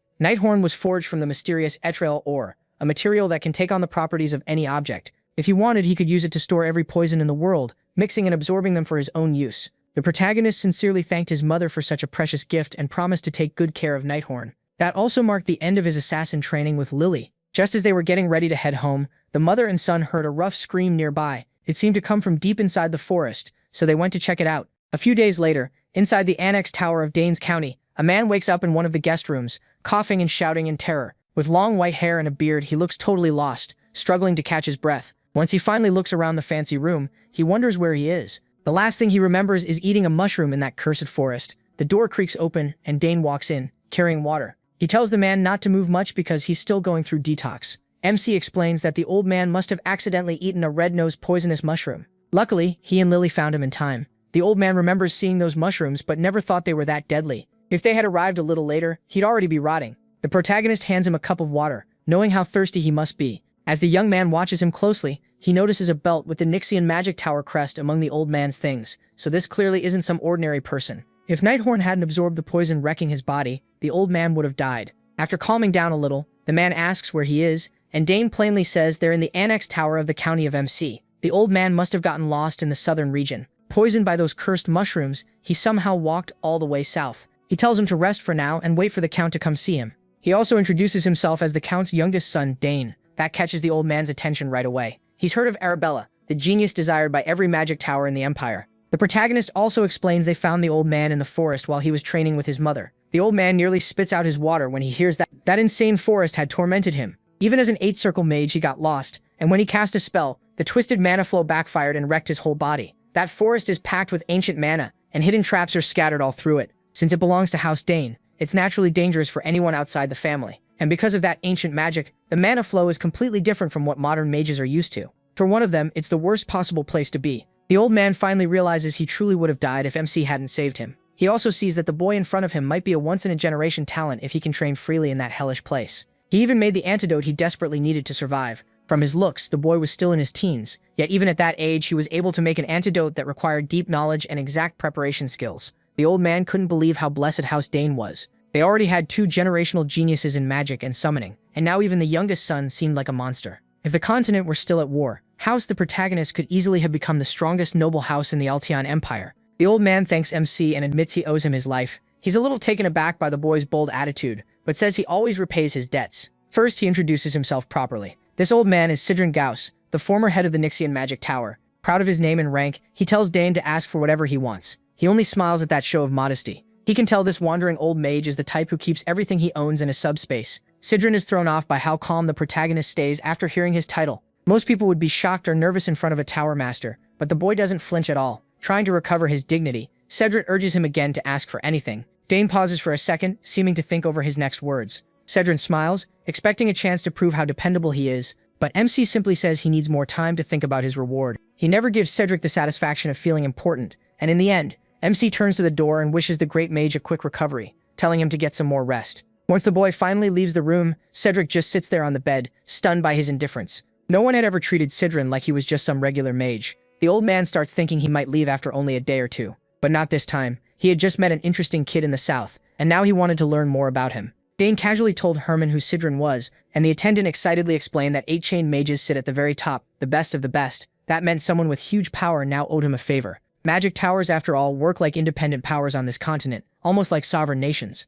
So Cedric was an incredibly important person. Even so, it was strange that the head of a magic tower had been wandering through that forest. Then again, this was no normal forest. Mages treat it as forbidden ground and call it the Forest of Last Days. Just hearing that name tells you regular people should never go near it. Dane looked at the sword in his hand and told Herman to get him a new one. The ones he had been using were already too short and too light for him. Luckily, they had plenty of weapons from the war trophies the Count brought back. By tomorrow, the protagonist could start training with a proper longsword. For now, he would finish training with the lighter blade. Then he remembered the crest Duke Turman had given him, a free pass to forge any weapon he wanted. 7 years had passed since then. Looking back, Dane remembered those days fondly. If he ever went to the capital, his first stop would definitely be the Duke's land. After training, MC met his father outside the hall. He had thought his father still had business away from the castle, but to his surprise, he came back early. Things had wrapped up faster than expected, so the Count rushed home to check on the head of the magic tower, recovering in a guest room. He hoped Cedric Goss could help Arabella. After all, she would need a strong teacher. Dane had thought the same thing. Maybe the tower master could guide his sister, but he wasn't sure the old man could handle her attitude.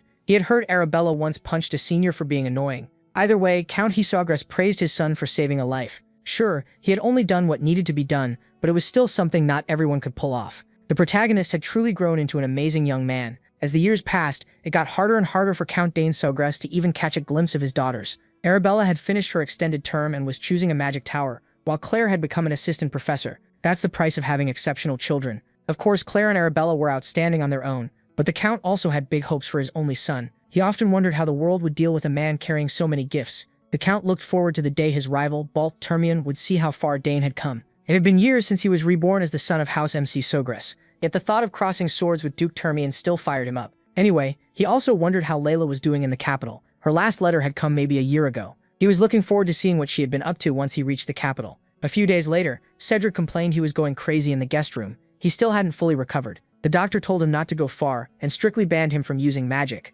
His mana backlash still hadn't been cleared, and the poison in his body wasn't fully gone either. He needed more time to rest. Cedric didn't have much choice. He hadn't been unable to use magic in a long time, so this was at least a change of pace. Still, staying locked up all day was too much, so he left the room even though he didn't know the annex. The doctor worried the old man would cause trouble, and that he'd be the one dealing with it. In just a few days, the maids had already started rumors about the strange old guest. People say mages are either geniuses or crazy. Some servants saw Cedric walking up and down the annex stairs over and over, and now he was spending hours just staring at the flowers in the garden. They had heard he was supposed to be a mighty mage, but to them, he just looked like a weird old man. They even worried about young Arabella. Cedric, meanwhile, was completely charmed by the beautifully made garden on the estate. He never would have guessed it had been arranged with such amazing magical skill. Dane walked up to the old man. He had searched all over before finally finding Cedric in the garden. Cedric clearly didn't enjoy being stuck in a strange place until he was fully healed, but everyone was only trying to help him. Even so, the area really was a nice place to rest and recover. He could see why so many nobles came south during vacation season.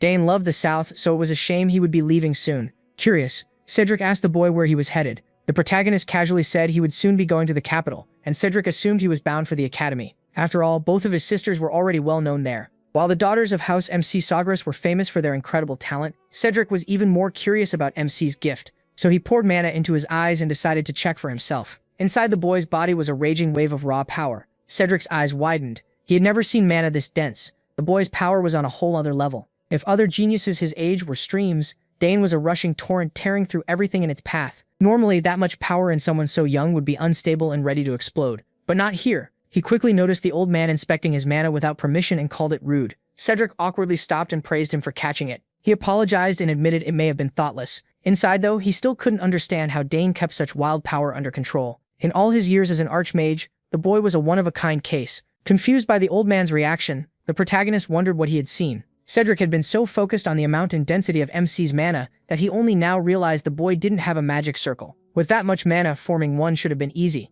The old man's face twisted in horror as he realized what must have happened. Looking closer at his heart, Cedric saw 2 mana cores. Sure, making 2 mana cores at that age was unbelievable, but the old mage looked furious that he had chosen this path. To him, having that insane amount of mana and using it just to handle a spear was madness. Cedric thought turning that power into cores instead of circles was almost a crime. In his eyes, Dane had turned away from the greatest magical talent he had ever seen. Confused, the protagonist asked if he couldn't simply use both mana cores and magic circles. That only made the grumpy old man even angrier. He grabbed his head in frustration, overwhelmed by all that wasted potential. He didn't even know where to start explaining how badly MC had trapped himself. Cedric asked if he knew why magic swordsmen usually have short lives. It's because they carry both mana cores and magic circles at the same time, and those two systems keep clashing. When that happens, compressed mana from the core flows into the circle. If the circle can't handle that force, it shatters into pieces. Dane understood the idea, but he hadn't realized it could be that serious.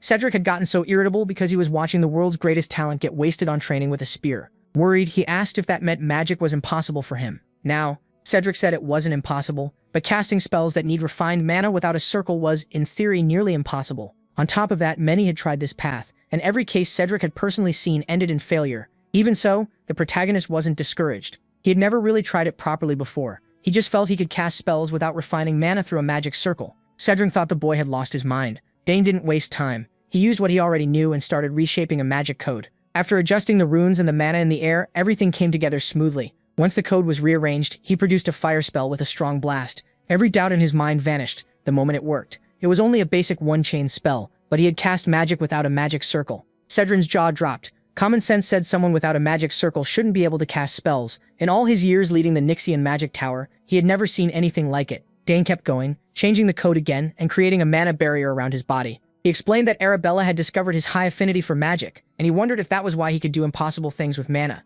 Maybe that was part of it, but what he was doing went far beyond theory. Cedric Gauss had stood at the top of the magic world for a long time. This was the first time he felt what ordinary people feel when they face true monsters of talent. He was watching an inborn gift that could shake the world. Meanwhile, Dane was just amused that the spells had actually worked. The old archmage's knees trembled with excitement. MC had unmatched mana affinity and power purer and denser than anyone else in the world. The boy was truly extraordinary, a once-in-a-lifetime genius. Cedric couldn't hold back anymore. Right away, he asked him if he wanted to become his personal disciple. The old man pushed hard, trying to convince Dane to accept his teaching, because letting that kind of talent go unused would be a loss for the whole world. The protagonist was starting to get tired of his persistence when Cedric asked if he knew any two-chain spells. The boy had never learned two-chain magic codes, so he couldn't cast a higher-level spell. Cedric laughed and bragged that if MC became his student, he'd be casting 8-chain spells before long. Even so, MC politely turned him down. Cedric's patience was running out when Agric stepped in and laughed at how close the archmage was getting to his son. When asked what they were talking about, Agric honestly said the old man kept trying to make Dane his disciple, even after being refused several times. At least Cedric knew how to act in front of the head of the house, praising his potential to become a great mage someday. He stressed that the protagonist's future was brighter than anyone could imagine, since he could already use chain-level magic without a circle. As a true warrior, Count Agric understood just how unbelievable that was. At this point, the Count had almost stopped being shocked by his son's inhuman feats. Dane didn't even know the basics of spells, yet he could cast them naturally. The Count also praised the former head of the magic tower for seeing MC's talent right away. But talent wasn't enough of a word. MC was a genius who could truly become an unmatched magic lancer. The moment Count Agric heard that, he pictured his son giving up the spear and taking up a sword. His good mood vanished, and the anger in the room was obvious. The title of magic swordsman clearly did not sit well with Agric. Dane shivered when Sidrin said the one word that should never be spoken in front of his father. Not noticing the mood at all, Sidrin kept pushing the idea of him becoming a magic swordsman. He even promised to take full responsibility and turn the boy into the strongest fighter in the Empire. By the time he noticed the Count's expression, it was already too late. Count Agric shouted at the top of his lungs that his son would never become a magic swordsman. Sidrin argued that sword and magic were a perfect match for a genius fit for both, but Agric kept yelling that his boy would not become a magic swordsman. If anything, he'd become a magic lancer. Sidrin finally understood what the real problem was. Dane just stayed as quiet as possible while his father calmed down. Poor Sidrin had never met a family as strange as the Solgress family. For a mage, taking on a disciple carries huge meaning. Powerful mages usually choose their successors through a rite called inheritance. It's a tradition that goes back to ancient times, even long after formal magic education became common. What Sidron wanted was not just a disciple but someone to inherit his life's work and the legacy before it. The fact that an 8-chain archmage was still this desperate to recruit him gave Dane a lot more confidence in his own talent and future. He could feel a strange new emotion stirring inside him. Now that he understood the basics of magic, he remembered a gift Arabella had left him years ago, a crystal ball he could use if he wanted to see his sister. Right now, getting Arabella's opinion sounded helpful. Dane took out the crystal ball and poured mana into it. He called Arabella telepathically while she was studying in the academy library. When she finally recognized his voice, she was stunned. Arabella dropped what she was doing and smiled, happy that her little brother had contacted her. As expected, even Arabella was shocked to hear that the protagonist had used a one-chain spell without a magic circle. She already knew his mana affinity was absurdly high, but not to this level. Since the circle mainly purifies and moves mana, she guessed Dane's mana might already be pure enough to use as it is. To test that, Arabella wanted to send a mana stone to the device in MC's room and check the purity of his mana. It was lucky he had Arabella to help with things like this. She was already a well-known 6-chain mage, and her support was deeply reassuring. Arabella believed that since the protagonist could already use chain-level magic, drawing attention at the academy would be unavoidable, even though that was the last thing he wanted. Still, there was no stopping it. Talent always draws eyes, but Arabella promised she'd crush anyone who tried to bully her little brother. Speaking of bullies, Dane asked about the rumor that she broke the nose of an upperclassman, the second son of the dual duchy. Just thinking about that clingy jerk made Arabella mad, realizing she was taking the call in a public place. She tried to calm herself down. In any case, she guessed MC's mana purity might keep increasing over time, and that was one possibility they had to consider. Sadly, the talk had to end when one of her professors called for her. They said goodbye, and Arabella promised to send the mana stone. It finally hit Dane that he might be walking a path no one had ever walked before. With mana this pure, he joked that maybe a dragon's heart was beating in his chest or something. Meanwhile, Sidron was still stuck in the annex recovering. He had used mana to inspect him, and that made his magic backlash worse, so he might have to stay there even longer. If the boy would just accept his offer, Sidron could pass on one of the greatest legacies in magic. He kept wondering what he could do to lure the protagonist over. If even 8-chain magic wasn't enough to tempt him, maybe he should offer some priceless artifact or pass down an inheritance refined through many generations. But if he handed over his treasures too soon, Dane might trick him and leave him with nothing. While he was still racking his brain for ideas, MC knocked on the door. Sidron wondered if the boy had come to apologize or maybe changed his mind about the offer. Dane had come to see the old bat because he had something to say. Sidron instantly assumed he had finally decided to become his disciple, but he quickly shut that idea down. No, it wasn't that he had no interest in magic. Sidron asked if he already had a master, but that wasn't it either. Thinking he was being toyed with, Sidron asked what the boy wanted. It was simple. The protagonist still didn't know the rearrangement code for 2-chain magic. Learning from his sister would be hard since she was far away, so the best choice was to learn from Sidron, a real archmage, and since the old man still owed him for the rescue, refusing right away would be hard. Dane admitted he didn't want to walk only the path of a mage. He wasn't going to become just a magic lancer either. He wanted to be a summoner magic lancer assassin. As far as Sidron knew, nothing that ridiculous even existed. Hell, MC said he'd even add swordsman to that title. The sheer absurdity of the boy's dream left Sidron speechless. To chase something that wild, he had drawn a clear line and refused to become the former Magic Tower chief's disciple. From his tone, Sidron could tell the boy had already made up his mind. Then an idea struck him. The old mage stood up and asked if Dane would be interested in a letter of recommendation. Since he planned to enter the academy, one from the former head of the Nixion Magic Tower would greatly raise his standing. The protagonist thought about it for a moment and decided it wasn't a bad offer at all. He accepted the letter, and while they were at it, he had one more request. Cedric laughed to himself, thinking the boy had finally come around. Maybe now he could start securing his hold over this unmatched genius. Seeing the old man in a generous mood, Dane asked if he could also learn the rearrangement code for 2-chain magic. For someone like Sidron, that shouldn't be hard. After all, he knew the rearrangement code for every existing 2-chain spell. MC was still young, so a recommendation letter and a few 2-chain spell codes were hardly too much to give. Even if he wasn't in top condition, Sidron could start teaching right away. He quietly smiled to himself, knowing he had just pulled off a big win. He held out his hand and said that with all of this, Sidron's debt for being saved should now be fully repaid. The old bat had said it himself. Since he owed Dane so much, the boy could ask for anything, so that was exactly what he was doing. Sidron did not like being played like that. He had really thought he was finally getting a disciple. But the protagonist's answer to the invitation hadn't changed at all. It was a big no. The old man had been outsmarted by a 14-year-old. Still refusing to give up, Cedric argued that the boy had asked for two things when he only owed one favor. Dane disagreed. First, he had saved the old man's unconscious body in the forest. Second, he had neutralized the poison wrecking Cedron's body. He could have also mentioned carrying the unconscious old man all the way to the annex, but he decided to count that as a bonus. Cedric had no comeback. He was completely and logically beaten. He honestly wondered how a child this bold even existed in this world. In the end, Cedron and Dane set their lessons for the training hall. The old man had partly accepted that he might never get MC as an official disciple, but he could still keep trying to win the boy over if he changed his mind someday. Cedric simply could not bear to let talent like this go to waste. The lesson finally began. First, they had to deal with the fact that Dane was using chain-level magic without a circle. He would need to focus hard, because the rearrangement code for 2-chain magic was far more complex than 1-chain. Countless young mages never even reach that stage and give up instead. He listened closely, glad to have such an experienced teacher. Cedron saw the light in the boy's eyes and made sure not to go easy on him. He still had his pride as an archmage to maintain, after all. 2-chain codes are on a completely different level, because the caster has to calculate the mana amount personally. The magic density in the air and even the state of the body both matter at the same time. Magic is so hard and complicated that most people quit. Cedron gave the full complex explanation, expecting Dane to ask for a simpler one.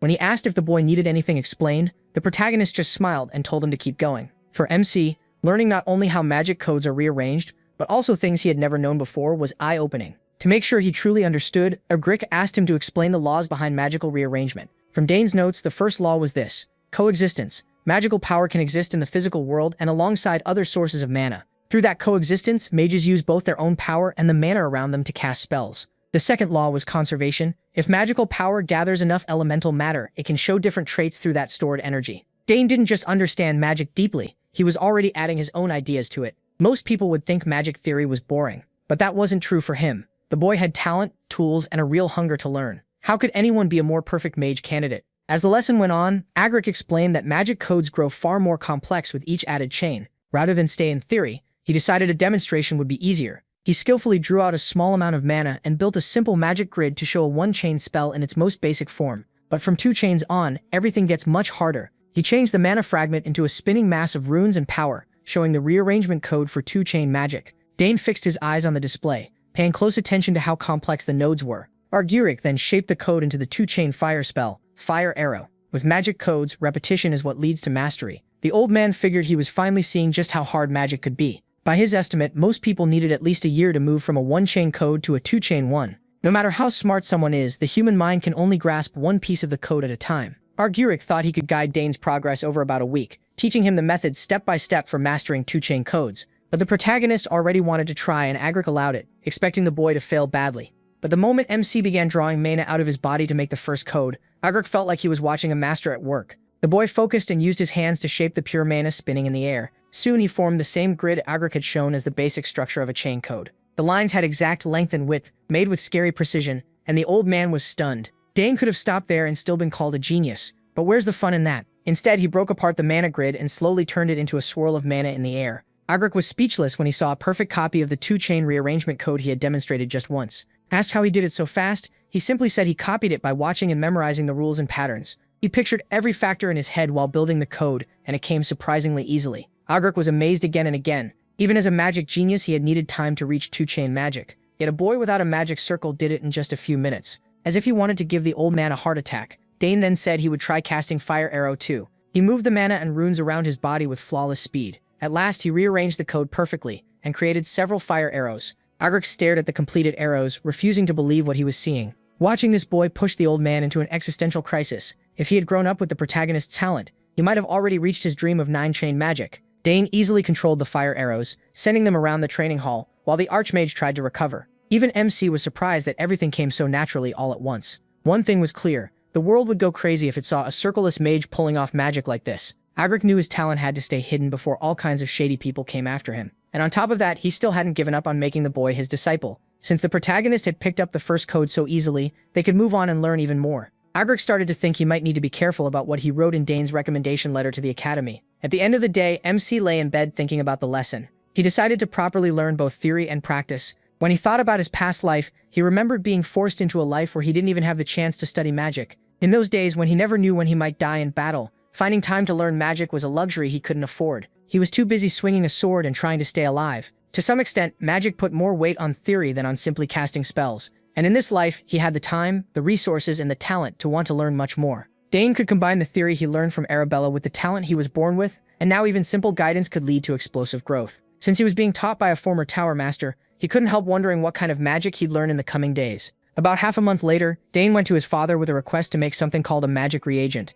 They didn't have the materials, so he would need to leave the territory. His father was a little surprised by his son's progress. Agric backed him up, assuring him that the boy was ready for reagents, now that he had already mastered 4 rearrangement codes. Normally, even a genius would need a month to learn one. Count, the protagonist, also knew that magic reagents were hard to find. The protagonist had only learned about them by reading books in the family's magic library. Agric had already accepted that the boy was simply built differently. He was even glad MC cared about something as dull as magic reagents. In the end, the Count agreed, thinking it would be a great experience for his son. Since he was leaving anyway, Dane could also see his territory for himself. He smiled and thanked his father for trusting him to go out on his own. He set off on a short trip to the outer parts of the Sogress territory. With him were Agric and Herman. Even out there, the people of the county looked at the protagonist and spoke of him with deep respect. The protagonist returned their warm feelings with kindness and a smile. During the trip, Agric guessed that Count Dane must be a kind lord, judging by how happy his people were. The South really had a lot going for it. Great snacks, nice weather, and good people too. That kind of sight was extremely rare in the capital.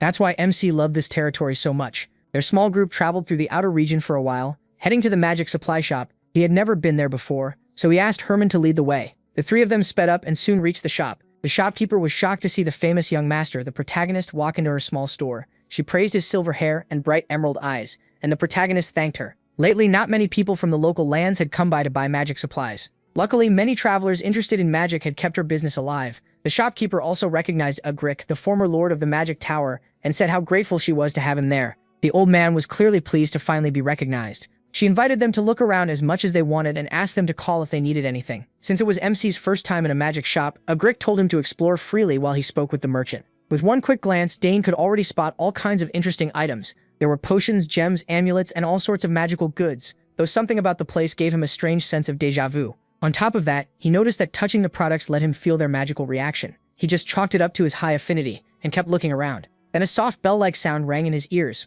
almost calling for his attention. He felt an especially strong reaction from one side of the shop. When he moved closer, the owner told him that everything on that side was only decoration. Agric called Dane over to look at some potion ingredients together. The old man had already picked a few raw materials, like moonroot, which could be used in at least 50 different potions. The owner assured them she personally processed her ingredients and kept them top quality. Still, he was very curious about the strange sound. As he walked deeper into the pile of decorations, he felt an odd power pulling at him. Then he turned and spotted a stone giving off pure mana. It had to be the source of the sound. Dane hurried toward it, almost like his body was moving on its own.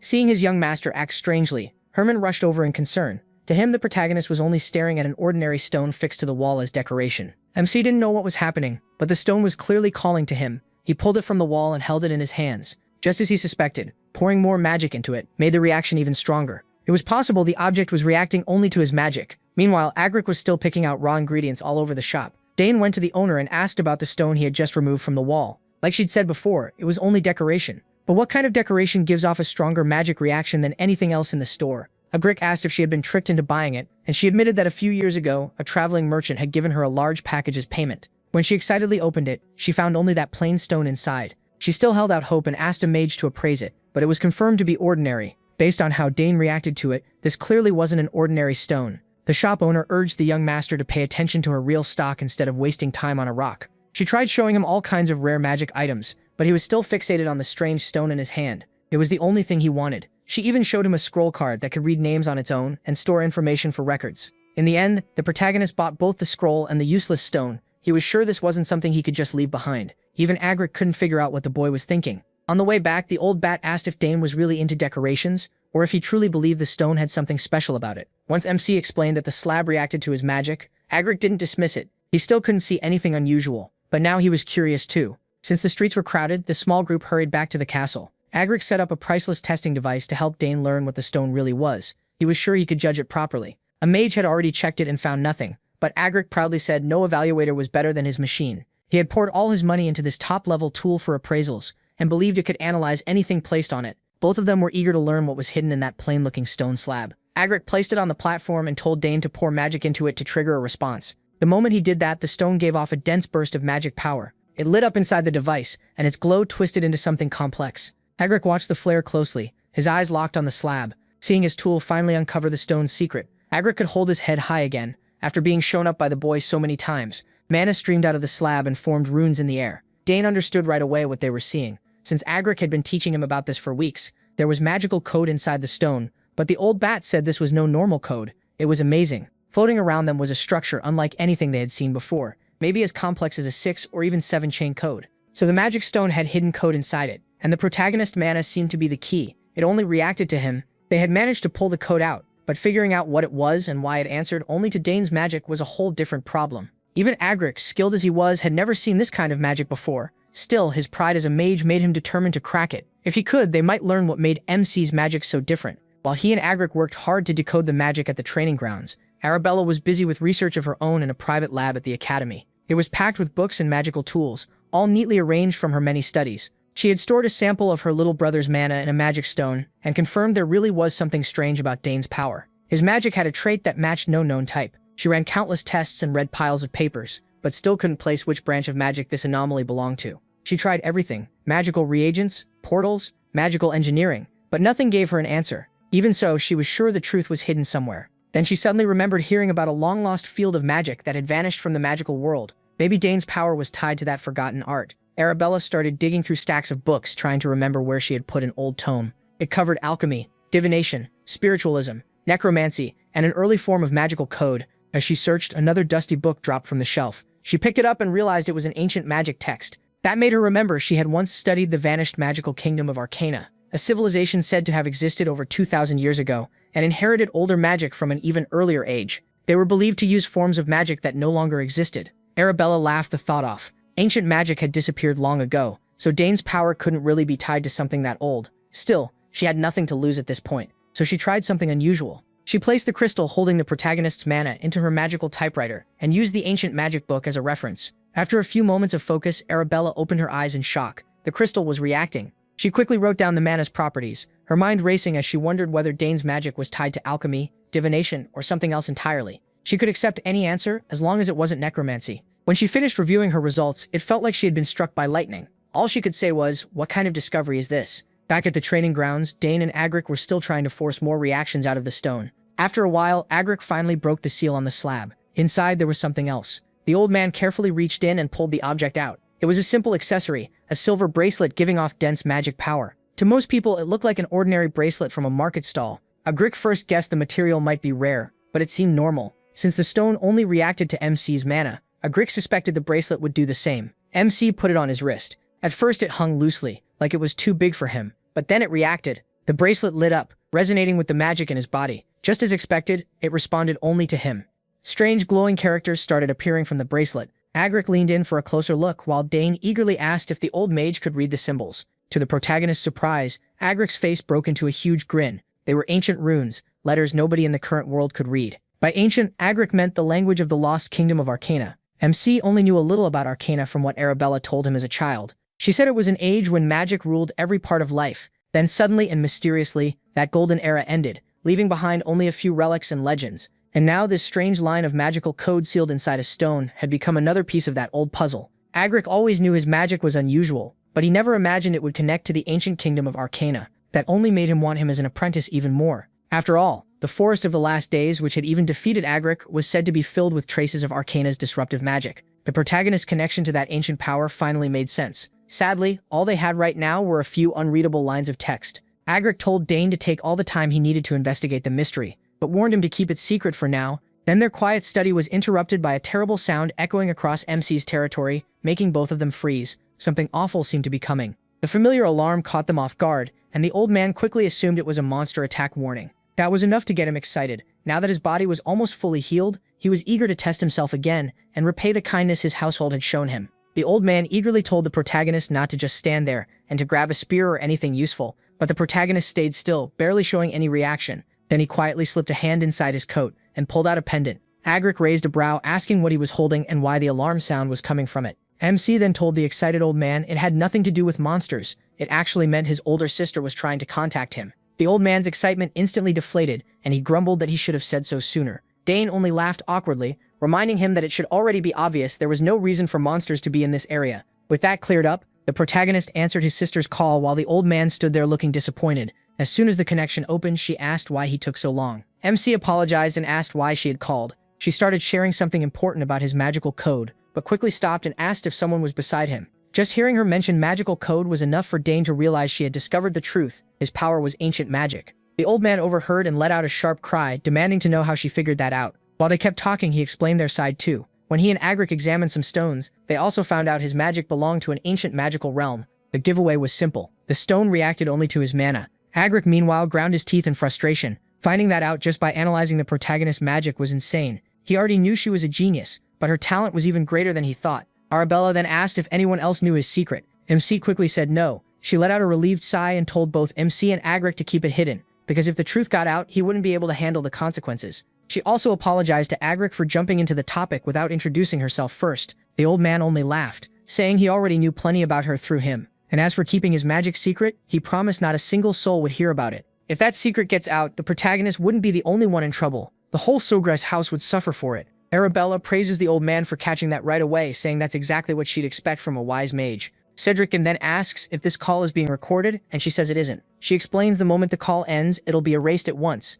That eases him a little, and he adds that he plans to return to the magic tower to look into this himself. Arabella thanks him, but he brushes it off, saying he's only doing what any mage should do, so she doesn't owe him anything. Then he brings up the magic tower again. He heard she's been looking for one to join, so he asks if she's decided which one she wants. Arabella instantly catches what he's hinting at and tries to dodge the question, saying she isn't considering Nixon Magic Tower since it doesn't focus on the field she cares about. That annoys the old man all over again. He was already wondering where Dane got his brains from, and now it's obvious his sister is just as sharp. Still, he keeps that to himself and only laughs, saying she doesn't have to join their tower anyway. Watching this, MC gets a little nervous, especially after how blunt his sister was. Anyway, she ends the topic by saying they can talk about the details later. After a quick exchange of goodbyes, she cuts the connection. Sidrid remarks that their sister has grown into someone pretty amazing, and Dane agrees, adding that the artifact in front of them was made by her too. He says this compact crystal ball is especially popular with young mages. The old man smiles and admits it's impressive, though the frustration on his face is hard to miss as he says he doesn't need something like that.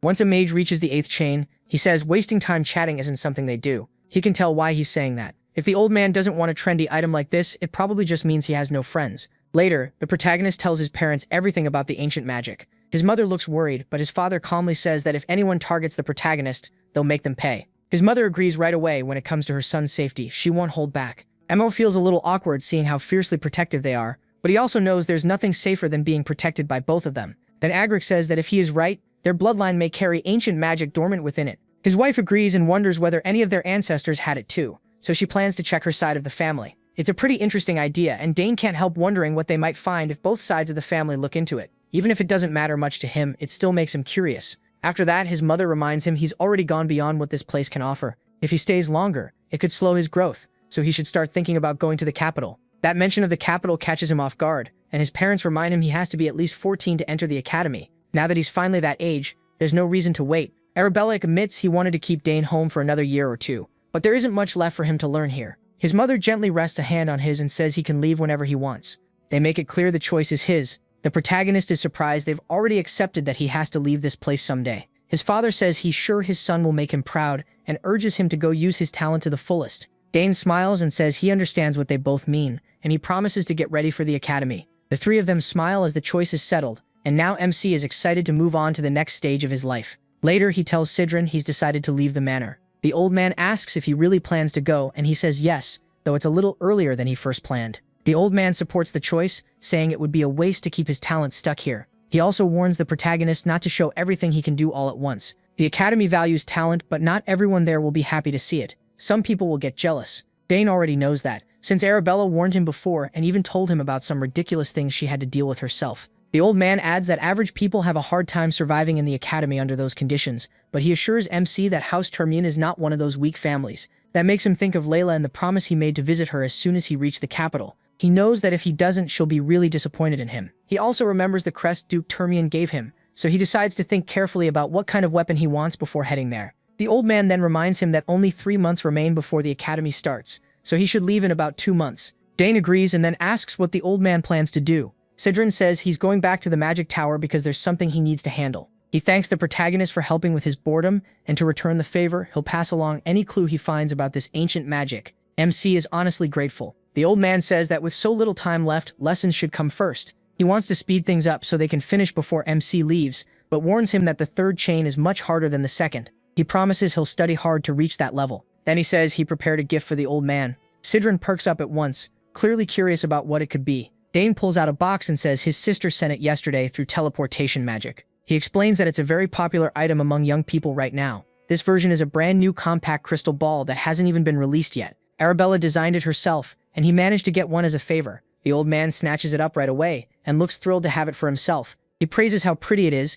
and even though he insists he doesn't need something like this, he still says he'll gladly accept the protagonist's gift. No matter how much he denies it, His face makes it obvious he's completely excited to own it now. Dane then spends his time teaching the old man how to use the crystal, like any teenager explaining something to their grandparent. Later that night, back in his room, he thinks about how much he still has to do in the 2 months he has left. He admits his main interest is summoning, so he decides his goal will be to take summoning classes, receive a summoning sign, and get the chance to take the qualification exam. Since Clary is an assistant teacher, he hopes he'll get to see her often while attending those lessons.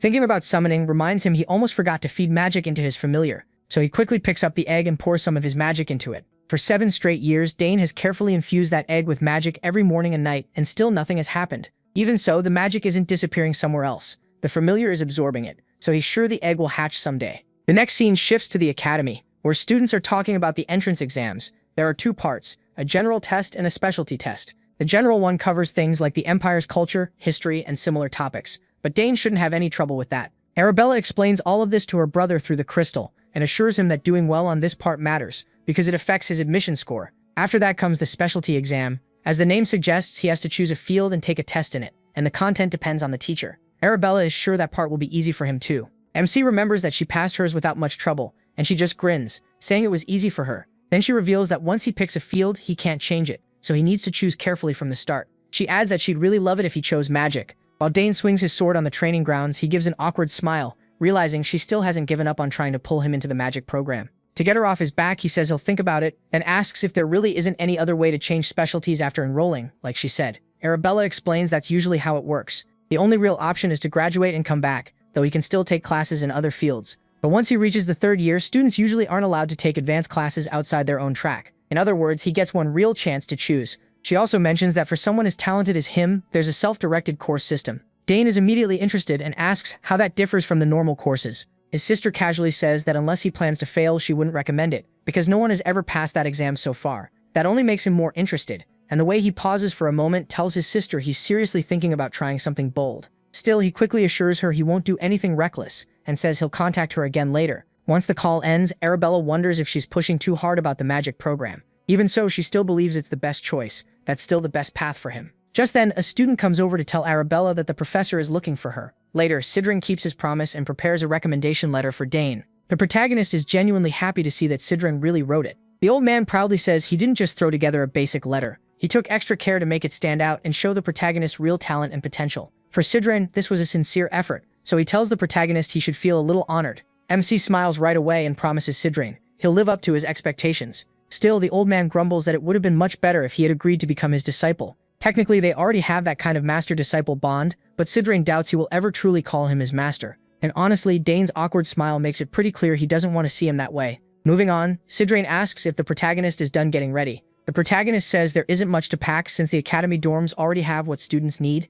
Cedric agrees the place is excellent, but adds that only a small group really gets the best of it. Even so, there's no way MC should lose to those arrogant nobles. He lets out an uneasy laugh, since from what he's heard, the academy is full of spoiled noble troublemakers. Cedric warns him to remember one thing: that place is full of kids ready to bare their fangs the moment they think he's looking down on them. The protagonist thinks it over and realizes it sounds just like the law of the battlefield, something he knows very well. He assures the old man he'll remember. Cedric then tells him to contact him anytime he needs something. Now that he has that compact crystal, he should make good use of it. Hearing that, MC figures Cedric must be leaving soon, and the old man quickly confirms it. Surprised, MC guessed right. He reminds him that staying here would be awkward, since his father offered him a spot as mage advisor. Still, that's something to think about later, when he has nothing else to do. Cedric is sure he understands, especially since there's plenty of work waiting at the magic tower. It doesn't take the protagonist long to realize he must mean research into ancient magic. The old man then thanks MC, and our boy thanks him back for all the time he spent on a kid like him. The two share a smile, both hoping to meet again soon, and Cedric can hardly wait to see how much Dane will grow in the future.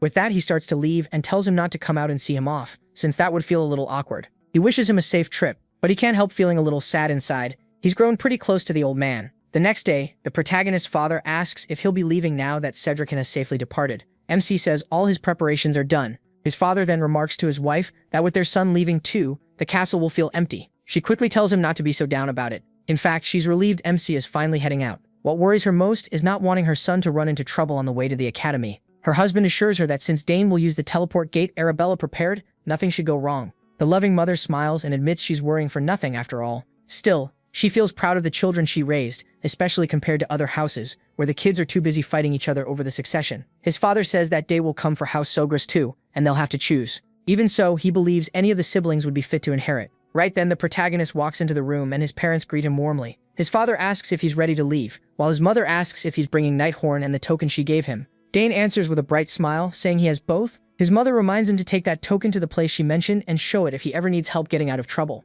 MC says he'll remember, though he's curious about those people and asks if they're old co-workers or friends of hers. She replies that they really are some of her closest old companions. It's been a long time since she last saw them, but she's sure they'd be more than willing to help. As soon as Count Sogress hears this exchange, his face tightens like he's in real pain. He's worried that if Dane follows his mother's advice, he could cross paths with a full-blown assassin.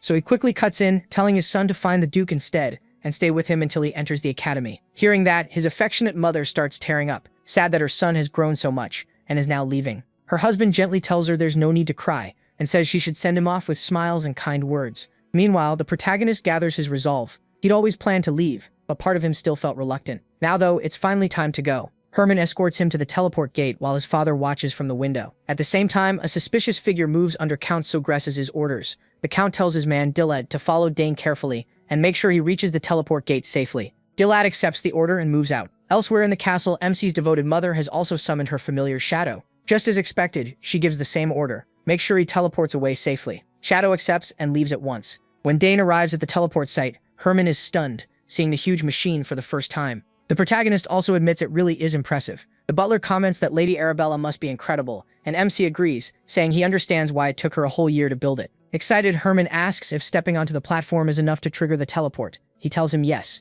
He then reflects on how much work she must have poured into it, because teleport magic isn't like other kinds. It needs exact code placement, and magic has to be fed into it the whole time, while the code is rearranged before the spell can work. The gate Arabella built is a flawless device where all the conditions for teleportation have already been met. Herman wishes him luck and tells him to stay safe. Dane thanks him back and starts to walk toward the gate. Once he steps in, he pours magic into it to activate it, just like his sister instructed. The portal opens at once, and blue arcane energy wraps around him as the teleport begins. The next moment, the scene shifts to a busy street with people going about their day. In the middle of it, our boy appears on horseback. A big grin spreads across his face when he realizes this is the entrance to the capital city, Artenia. As he moves through the crowd, an unfamiliar voice calls out, saying it has been waiting for him. The man in front of him looks like a knight and introduces himself as Luig Asmar, captain of the 1st Knight Corps of House Termion. The protagonist is a little overwhelmed that the captain himself came to greet him. He never expected that. The knight says he and his men will escort the protagonist from here on. Then he turns his head and orders his knights to clear the way, and the soldiers obey without hesitation.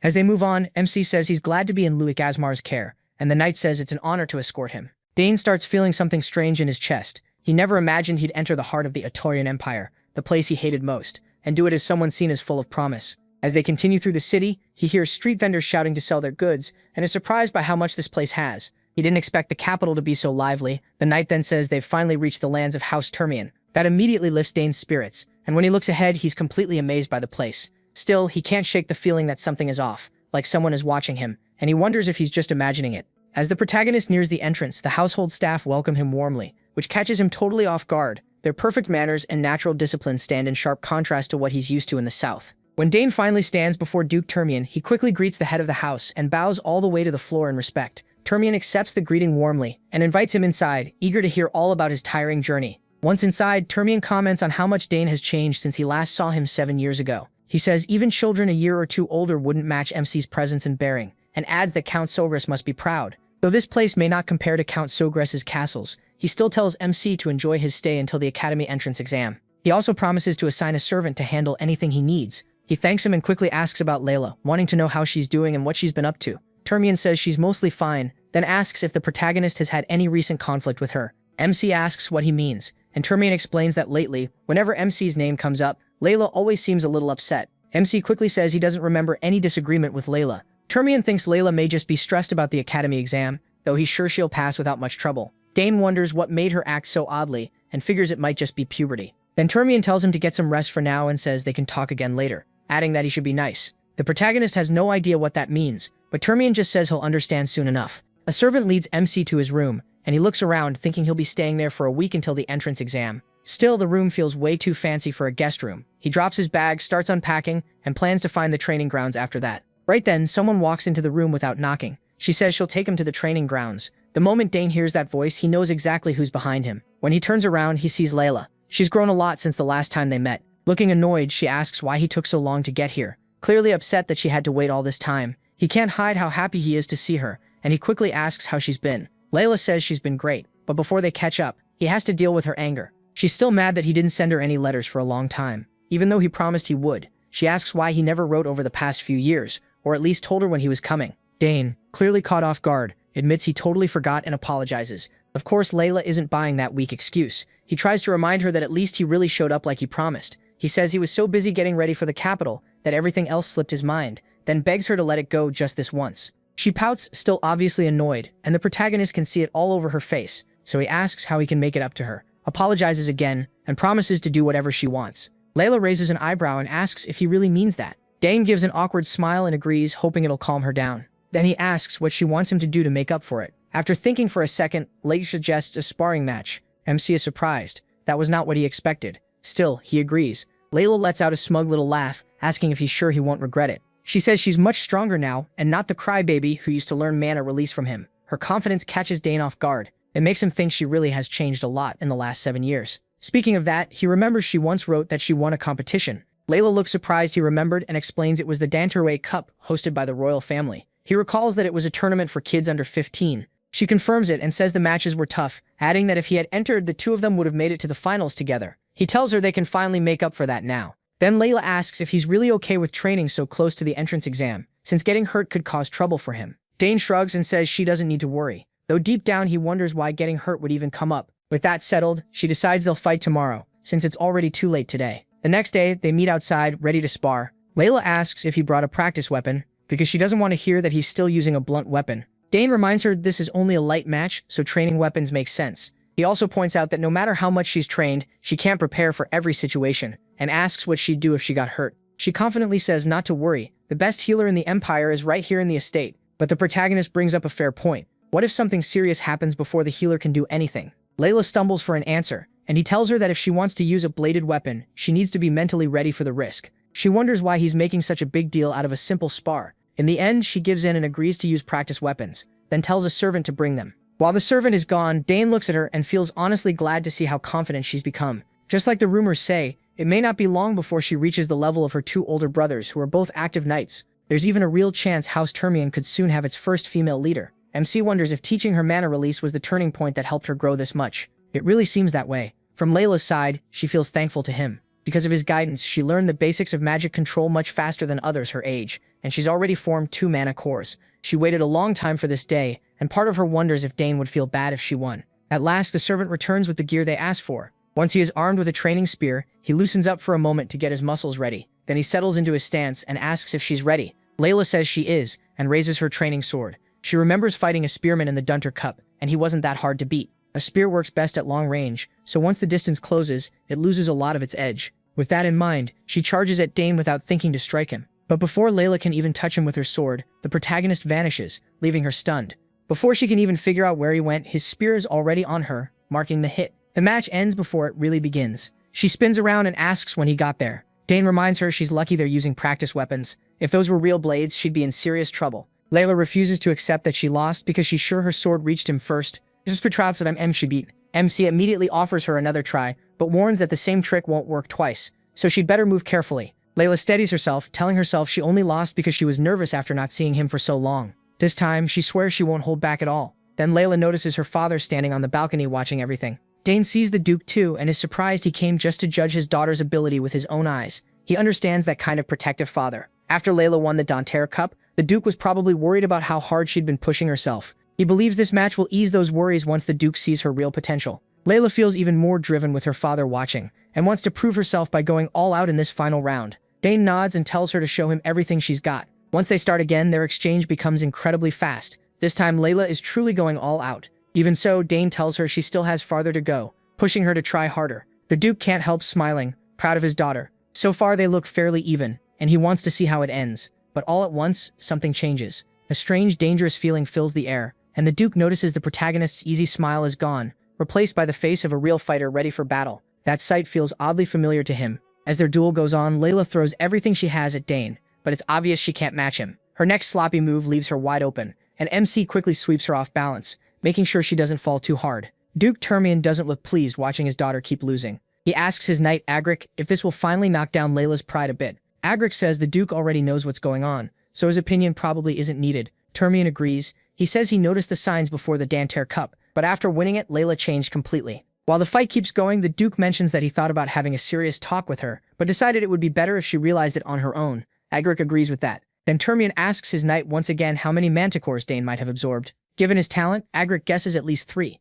Termian quickly disagrees, saying it's probably 2, with only a tiny chance it's 3. Agric asks why he thinks that. Termian tells him to look closer. What's crushing Layla isn't Dane's spear skill or even his greater speed. It's his tactical movement, something Layla has never faced before. The focus shifts back to Layla, who's completely thrown off by how the protagonist answers every move she makes. MC explains that her slow actions make it easy for him to read what she'll do. Every one of her attacks is too easy to predict, giving him the advantage, the upper hand. Watching the match, Termian asks Asmar if he can see the spirit of a seasoned swordsman in Dane. Asmar agrees right away, but says it makes no sense. How could someone this young have that much experience? Termian admits he's wondering the same thing. He then thinks back to Layla's biggest growth spurt, which happened 7 years ago. It was after they returned from an inspection in the south. Meeting him back then changed her a lot, and Termian is sure this time will too. Asmar agrees and says the boy surprises him too. Layla may have won the Danter Cup, but against the protagonist, she's clearly outmatched. It really looks like Count the protagonist trained him hard. But Duke Termian doesn't buy that. In his view,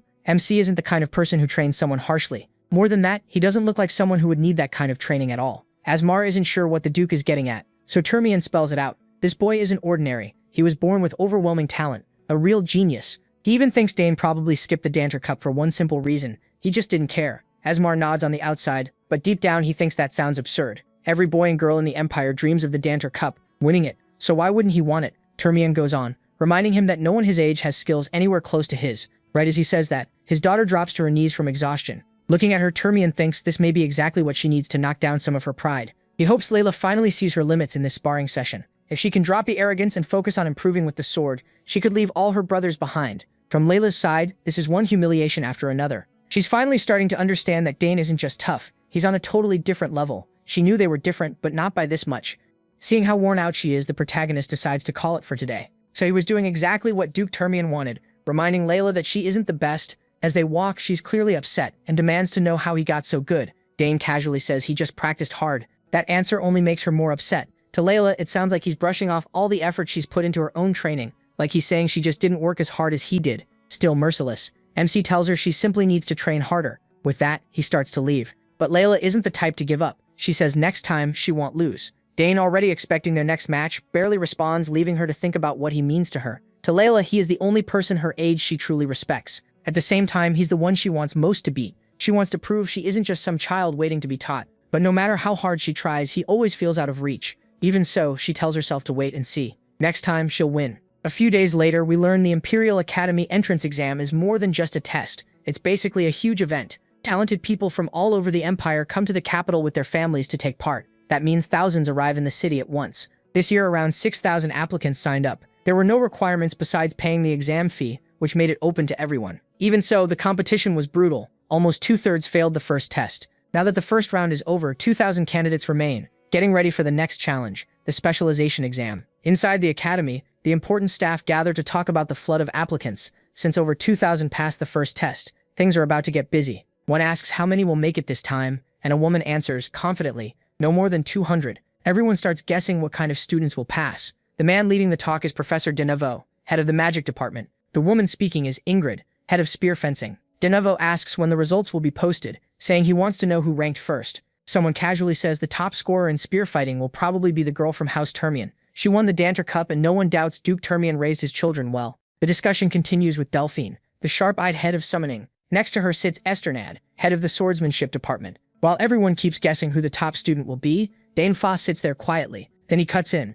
calling out all their empty guesses. He pulls out a letter and everyone's attention shifts to it. When they ask what it is, Dane Foss explains that it's a recommendation letter from Sidron, marked with the mana seal of the Nixon Magic Tower. That leaves the room stunned. After all these years, Sidron has finally recommended someone he thinks is worthy. Even then, some still insist there's no way this person could beat the Danner Cup winner. But Danevi isn't done. He reminds them that Sidron, who never takes disciples, personally sent this recommendation. And that's not all. The child is only 14 years old and already a three-circle mage. Now everyone wants to know who this prodigy is. Danevia lets the suspense build, then finally says the name, Dane of House, the protagonist. The room goes completely silent. What makes it even more shocking is that there are already 2 geniuses from House Dane enrolled at the academy, and now a third is coming. Everyone knows that will definitely draw attention. Esternad points out that House MC is famous for spear skill, so getting a recommendation from a mage makes no sense. It looks like MC may become famous for magic instead. Lady Ingrid thinks the same. She assumed he would apply for spear fencing, so this is a pretty big twist. Denavo, on the other hand, is thrilled. With his sister Arabella already in the magic department, he would make it even stronger. After all, the Imperial Academy is best known for its magic. Suddenly, a woman rushes into the meeting to announce that the test results are in. The results show 1,367 students admitted to swordsmanship, 227 to magic, and only 152 to summoning. The swordsmanship department's numbers are huge, especially compared to the others, and everyone is impressed. Esternad looks proud, happy to see so many joining his department. He's sure our boy must be one of them. The professors quickly scan the results, eager to see where Dane was placed. But to everyone's shock, his name isn't in any of the departments. An old man asks if there are any applicants not listed. The messenger quickly says there is one entry under the autonomous major.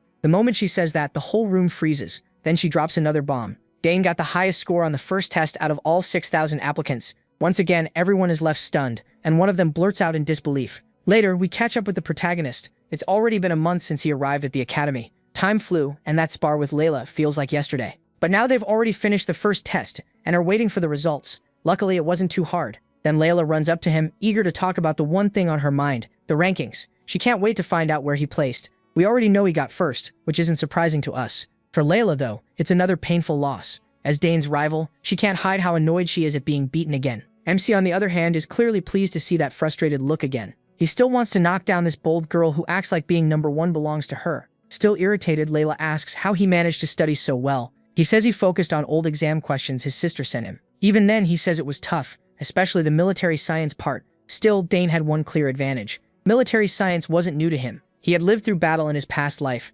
Layla, though, can't understand why 14-year-olds are being tested on war strategy and military politics. The protagonist only makes it worse when he casually says he thought it was fun. That annoys her even more, and she asks if he hit his head. As far as she's concerned, military science, art, music, and even the history of the Drenic Empire are things no normal 14-year-old should know much about. MC fires back in his usual blunt way, saying this is his field. He learned plenty while living on the battlefield. Then Layla asks what he picked for the second test. To her surprise, he says he chose number 3. That completely catches her off guard, because it means he signed up for the autonomous major. With every new thing she learns about him, she gets more worked up. She demands to know what other talents he's hiding besides spear skill and summoning magic. He just smiles and dodges the question, promising he'll tell her soon. Frustrated, she tells him to say it now and asks why he picked the autonomous track. No matter how she looks at it, she can't understand his choice. The protagonist calmly says it's because he wants to study all of them. Layla quickly reminds him that the autonomous course has a terrible pass rate. Dane stays calm and says he heard students in that course can take any class they want, even in the moosh, until graduation. They also don't have to lock into one major, and they can even do research with professors from any department.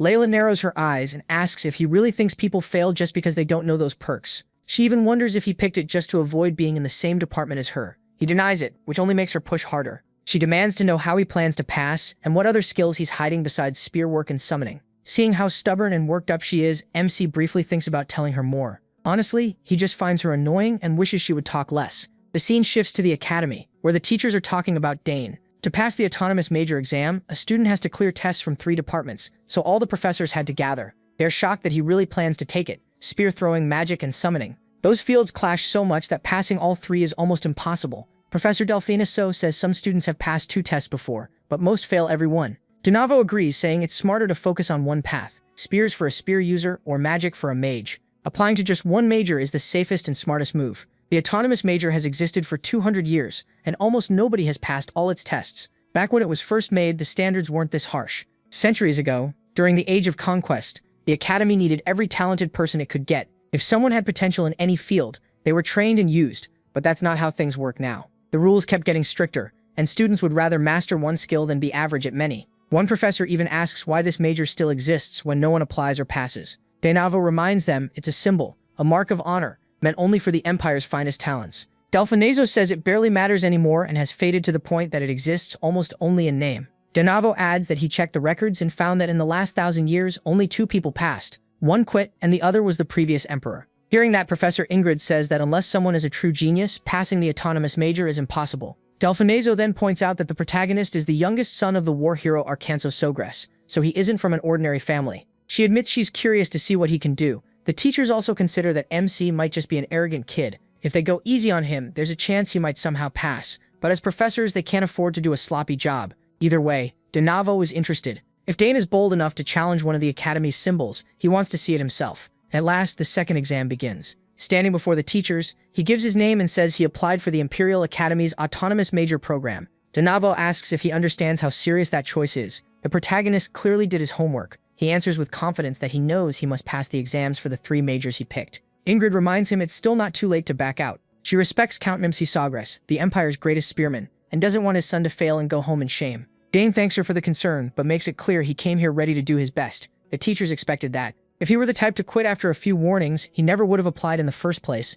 With that settled, Donavo explains that the exam will have 3 separate tests tied to the majors the protagonist chose. If he fails even one, he automatically fails the whole thing. Now that the rules are clear, Donavo signals the head of the summoning department, Professor Delphine Iso, to begin the test. She steps in front of Dane, and he remembers her reputation. From what he's heard, she reached the top among summoners in the Alteon Empire and holds the record for calling 3 creatures above 2nd rank at the same time. She finally speaks, saying, the summoning test is simple. MC just has to impress her, however he can with his summoning skills. That excites him. He was hoping for an open test without strict rules, but instead of showing off some flashy trick, he asks if she can summon something. That catches her off guard. She immediately asks what the hell he means. Even the other teachers are confused. No applicant would normally ask a professor to perform a summon. It also makes Donavo wonder what he is planning. Since he has no mark, he expected him to talk about summoning theory, but now he thinks he may want to see a real summon up close. Delphine Iso doesn't like this brat telling her what to do, but she agrees to grant the request. Still, she warns him that this isn't something he sees every day,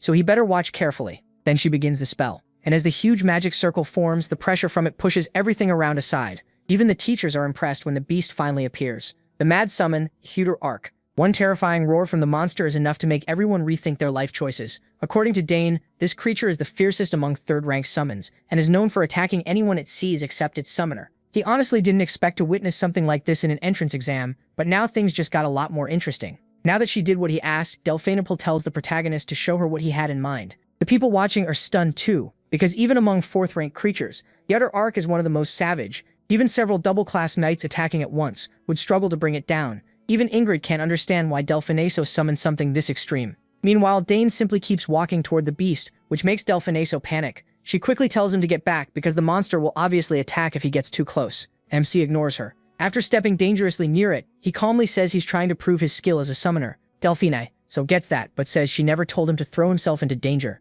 just to prove it. Dane only raises a hand and tells her not to worry about the command. With a firm gesture and a few words to the beast, that massive monster that looked so terrifying suddenly bows and starts acting like a tame pet under his control. Everyone is left speechless as Dane keeps petting that terrifying creature like it's just a stray cat. Even the beast's owner, Delphine Iso, reacts the same way. After all, there's no way fierce Huter Arc should be tamed that easily. Then she suddenly notices the mana thread linked to Huter Arc. Even though the color is faint and it isn't full submission, it completely erased the beast's hostility. They're seeing it happen right in front of them, but still can't fully believe it. Delphine wonders if Dane analyzed the mana thread in an instant as he approached Huter Arc, then made a similar one to connect himself to it. Since the protagonist has no mark, this would be the best method for him as a summoner. She realizes this boy has incredible talent.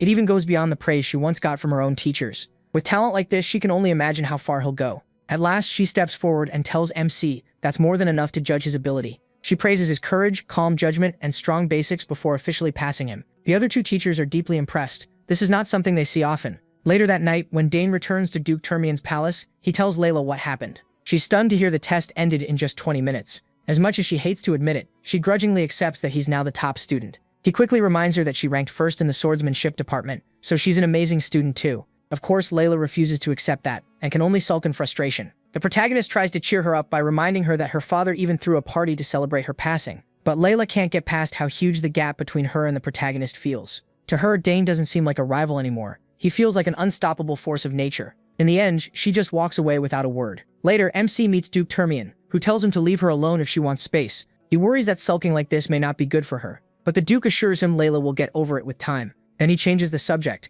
and asks if he told his father about passing the test. He's sure Count Mimsisagres would be proud to hear it. The protagonist says yes, and that everyone back home was really happy. The Duke smiles and reminds Dane that getting into the autonomous department is no small thing. Even people at the school were shocked by it. Now that the exams are over, he tells him to rest and get ready for enrollment. MC thanks the Duke for the care and guidance. Termian then brings up another matter, asking if MC has thought about what he wants to forge. MC says he's considering making a sword, though he hasn't fully decided yet. Then, when the Duke asks why, he says he's still growing. He also doesn't know what kind of sword he wants yet, so he'd rather think it through before making a request he can't take back. Termian finds that pretty amusing. Then the butler arrives and tells the Duke that the Duchess wants to see him, so he steps away, leaving Dane to think about how the Duchess's illness has stayed the same for years. Just then, Layla shows up and says her mother's condition thankfully hasn't gotten worse, but it hasn't improved either. It's been like that for years. The protagonist feels bad for her, especially since he's never seen anyone in a family stay this sick for so long. Still, he doesn't dare pretend he knows exactly how Layla feels about it. 2 days later, we're back at the academy.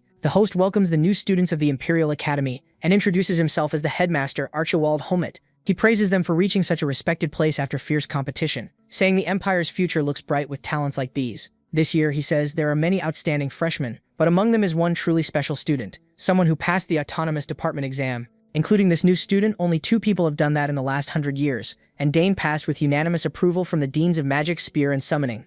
The crowd is stunned. Passing the autonomous test sounds almost impossible, and then the headmaster calls forward the top student, MC Sogress. He walks up to the stage without a hint of fear, while the crowd erupts. They can't believe someone this young cleared the autonomous exam. All around, people are talking about Dane and the Sogress family, including the protagonist Sogress himself and the rest of the family. Nearby, Duke Termian warmly praises the protagonist Sogress for raising such an amazing child. He can't help feeling disappointed in himself, thinking he's achieved nothing with his own 2 children. His daughter is entering the academy, but neither son is here. One is away on a mission, and the other ran off. Meanwhile, Dane Sogress seems to have everything lined up with his daughters, and Termian can't help feeling a little jealous. Looking at his daughter, he grows quiet and sad, regretting that her mother can't be here for this special day. As MC stands in the spotlight with everyone watching him, Delphus quickly asks his sister if he was always good with summoning from a young age. She answers right away, like it's obvious. Of course he was. That's what Delphiniso expected, and now he's even more sure the protagonist was born with natural sympathy. To him, the protagonist is a rare case,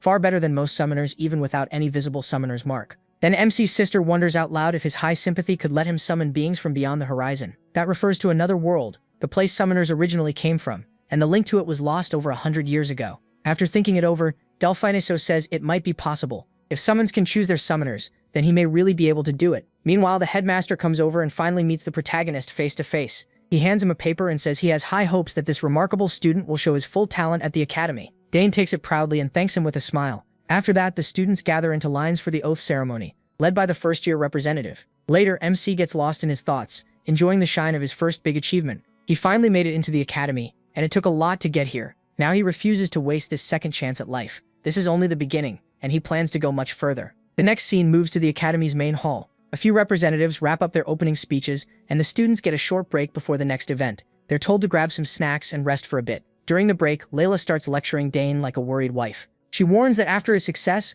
lots of people will be watching him, some with good intentions, some with bad ones. She tells him to be careful with any offers and think before acting. He brushes it off, saying he can handle himself, but Layla keeps going and brings up clubs. He makes it clear he's not interested in any of them. By now, older students are already hunting for talented freshmen to recruit into their clubs and groups. Thinking about it, Dane remembers his older sister saying the academy had a lot of fun clubs. Then suddenly, an excited upperclassman shouts the protagonist's name, trying to recruit him. A crowd forms almost instantly, and everyone starts yelling over each other to get MC into their clubs. In just minutes, the whole thing turns chaotic, but Layla quickly grabs his hand and runs, dragging him along as they try to escape the madness. Sadly, their way out gets blocked by more desperate students trying to recruit Dane for their own clubs. The whole place falls into chaos, with students shouting non-stop about how great their clubs are, while Layla keeps running like their lives depend on it, pulling the protagonist behind her.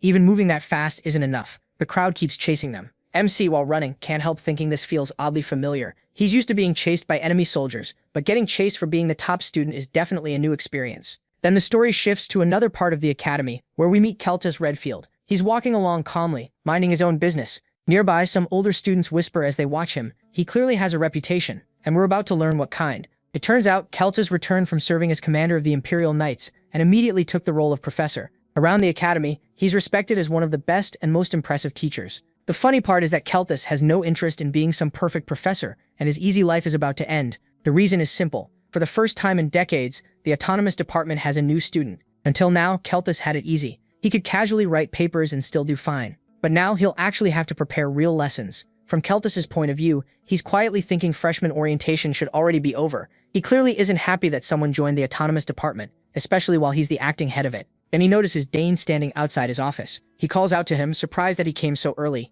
As always, he greets his teacher respectfully. Once they settle into the office, we hear Keltus's thoughts, and he's obviously annoyed. He worked hard to reach this position just so he could enjoy some peace. Teaching students was never the goal. If he wanted to train people, he would have stayed with the knights. Still, since there's no turning back, he asks the protagonist why he chose the autonomous department, and the protagonist says he doesn't want to be locked into one field yet. Keltis asks if he plans to choose one later. MC says yes, eventually he will. But for now, he doesn't want to waste the rare chance to study in the autonomous department. That answer makes Keltis even more bothered because it sounds like he really will be stuck teaching Dane. Then he remembers he skipped the swordsmanship test. To Keltis, that probably means the boy isn't confident with a blade. Seeing an opening, he asks if the protagonist knows anything about swordsmanship. The question catches the protagonist off guard, so Keltis quickly says he's not trying to insult him. But as a student of the autonomous department and with Keltis as his teacher, he thinks MC should know at least something about the sword. It's a strange request, and he can tell his teacher isn't thrilled to have him here, so he answers plainly. He's not interested in swordsmanship. That's exactly what Keltis wanted to hear. He immediately says he wants to test the protagonist's skills. You see, Keltis has the right to evaluate him, and if Dane's sword skills are as bad as he thinks, this lazy professor can use that as a reason to push him out of the department. So Keltis heads to the training grounds to test MC's talent in swordsmanship. Once they arrive, he points to the swords on the wall and tells Dane to pick whichever one he wants. He looks through the collection, and while he checks all those blades, he wonders why a place meant for scholars has a room like this at all. There haven't even been autonomous students in decades, so why keep so many weapons here? After a moment, the protagonist shrugs and picks a sword at random. Keltis asks if he's sure, and MC says yes without any hesitation. With the weapon chosen, Keltis explains the rules. If he can touch him even once, he passes. To make it easier, Keltis limits himself to no more than 2 steps during the fight. Dane accepts the terms right away, and the two take their positions. Keltis feels relieved, but also uneasy. He's glad the protagonist agreed so quickly, yet that confidence is unsettling. Almost like MC thinks he can actually win. The moment the match begins, Dane rushes straight at Keltis. He swings his blade, trying to tag his teacher, but Keltis slips aside with ease. Even so, the teacher notices something right away. He is fast, faster than he expected. For a second, Keltis wonders if this kid really does belong in the autonomous department, but there's no time to dwell on it. The protagonist keeps pressing, his attacks relentless, and more accurate with each swing. At one point, Keltis comes within inches of getting hit, and that sends a chill down his spine. When Dane swings again, Keltis has no choice but to draw his own sword and block. If he had reacted even a little slower, the match would have ended right there and not in his favor. What shocks him even more is MC's swordsmanship. It's rough, almost wild, but clearly effective. Keltis is now sure this boy really can handle a blade. This isn't beginner's luck. MC is unpredictable, and that makes him dangerous. After the quick exchange, Dane steps back, breathing hard. Keltis watches him closely, and the way the boy stands throws him off. It reminds him of a swordsman he once saw on the battlefield. What unsettles Keltis most is that his stance isn't polished like a knight's or a noble's swordsman's. It's raw and unusual, shaped by real experience instead of formal lessons. Still, there's no time to think. The protagonist rushes in again, and their blades crash together once more. The speed of their exchange is shocking. Their movements blur, steel clashing in a wild rhythm. Keltis can't believe what he's seeing. None of this makes sense. He never imagined this would happen. He's a hexaclass swordsman, one of the elite, and yet he has to pour a serious amount of mana into this just to keep up with a 14-year-old boy. It's frustrating and thrilling at the same time, a sign of Dane's huge potential and a challenge Keltis never expected from a simple test. He even starts to slip with his footing, despite trying to stay within the 2-step limit he promised. Every strike from MC feels heavier, and the way the boy fights pulls at something in his memory. It feels strangely familiar. Keltis's mind drifts back to the battlefield, where he once faced a lone knight with that same wild and unbreakable energy. He remembers being stunned by a warrior that fearless, someone who fought with reckless abandon, carrying no crest or banner. That madman tore across the battlefield, a force of chaos. Everyone struggled to stop. As the memory fades, Keltis snaps back to the present, just in time to feel the cold touch of Dane's blade against him. He was tagged. He gives a small smile at the win, but he doesn't laugh, especially since that would insult his teacher. Instead, he innocently says, "I think my sword hit you." As much as Keltis hates to admit it, a promise is a promise. He has to keep his word, so Keltis reluctantly lets Dane pass. The protagonist finally relaxes too. Keeping up with Keltis wasn't easy. If the teacher hadn't limited himself, the protagonist knows he wouldn't have stood a chance. Keltis feels just as overwhelmed. He can't deny the absurd talent hidden in this boy. Even with a handicap, MC should never have been able to push a hexaclass professor like him this far. Now he understands why he wasn't worried about the swordsmanship test. With talent like this, it's no surprise. Turning to the protagonist, he asks why he didn't join the swordsmanship department instead. The protagonist simply says he thought his family would be upset if he did, and that leaves Keltis confused, since that answer doesn't make much sense. But then he thinks about it. MC's father is a spear genius, and his sisters are gifted in magic and summoning. Then it clicks, why MC applied to all 3 departments. He was trying to meet his family's expectations. Keltis finally understands the truth, the hard way. It was never that he lacked confidence in swordsmanship. He just didn't want to train in it. With the test over, Dane gets permission to leave. He bows politely and thanks Keltis before heading out in silence. As the teacher watches him go, a harsh truth sinks in. His plan to push this boy away and keep his easy life has failed. There's no simple escape now. As the door closes, Keltis shuts his eyes. His thoughts drift to the past, to a talk he once had with a colleague. He had asked about the night up ahead, and the answer was Egric. Later, Dane meets his second sister, who's pretty shocked to hear he passed the test. As far as she knows, Professor Keltis isn't the kind of man who lets anyone pass that easily. That professor barely even shows up to faculty meetings, and the only time he did was because the director called him personally. He absolutely hates being bothered. Basically, he does whatever he wants, and that's exactly why she was so worried about her brother. She's relieved nothing happened to him. Her reaction makes Dane think, normally his second sister would have celebrated his win, but instead, she just looks glad he's safe. That's one of the reasons he likes her so much. She truly cares about his well-being. Then his oldest sister comes running over. As the three siblings gather, whispers spread through the students. Everyone is amazed to see all the children of House Sawgrass in one place.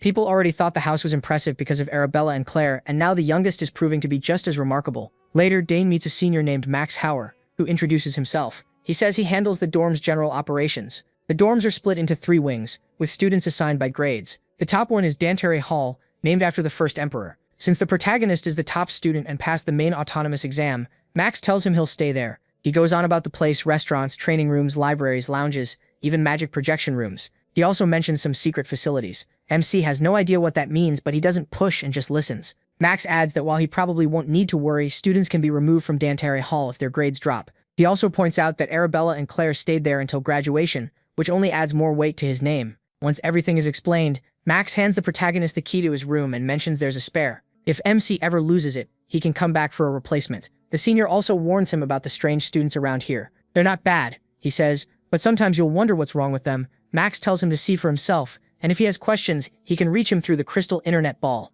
With that, Dane heads to his room. As he walks, he can't help noticing how luxurious the place is, but something feels off too. He doesn't sense a single person around. It's like everyone vanished. Feeling uneasy, he expands his senses. Almost at once, he picks up a faint smell of oil. Then he hears the barely audible sound of gears turning. That's enough for him to realize it's a trap, and he's already in it. But instead of panicking, he just gives a sarcastic smile at how sloppy this setup is. The people behind it are watching through a window. They have no idea why Dane stopped moving, so they start wondering if he figured out he walked into a trap. But the guy with glasses, Arnold, says there's no way. According to him, the Collards Dawes have been hunters for hundreds of years, so they know all about setting traps.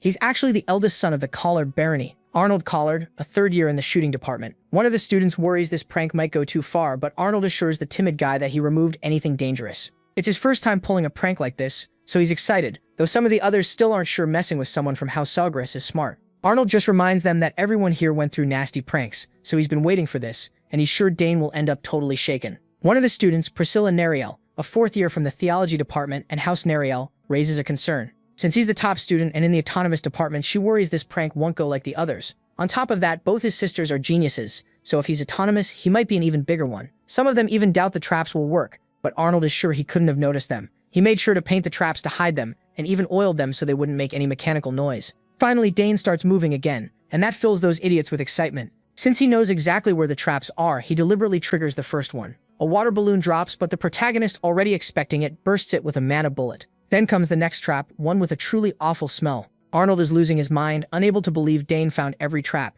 He insists it's all just coincidence. Priscilla Nariel isn't so sure it is, but Arnold tells her he put the easy traps first as a warm-up and saved the big one for the end. He's certain Dane will fall for that one. While his other two friends decide to trust Arnold's traps, Priscilla stays doubtful. And just like expected, MC gets through them like they're nothing, ready for whatever comes next. After spotting where each trap was placed in the hall, Dane smiled and moved in. When he triggered the first one, several boxing gloves shot at him from different angles. Thanks to his footwork, that trap was basically nothing. Next came a Looney Tunes-style drop trap, which he dodged while feathers burst everywhere. Right after that, bronze poles shot up from the floor to skewer and embarrass him. But those were useless too. Watching trap after trap fail, the upperclassmen were stunned. Still, that was to be expected from the young master of House Dane Sawgrass. A few years ago, even Danny's older sisters got caught by tricks like these during their first-year initiation. Arnold Collard was close to giving up. They had worked hard to build and hide those traps, yet the protagonist got through them like it was nothing. It almost looked like he knew exactly where each one would trigger, but Arnold's pride as a hunter wouldn't let him quit. He was sure the final trap would finally scare the freshman.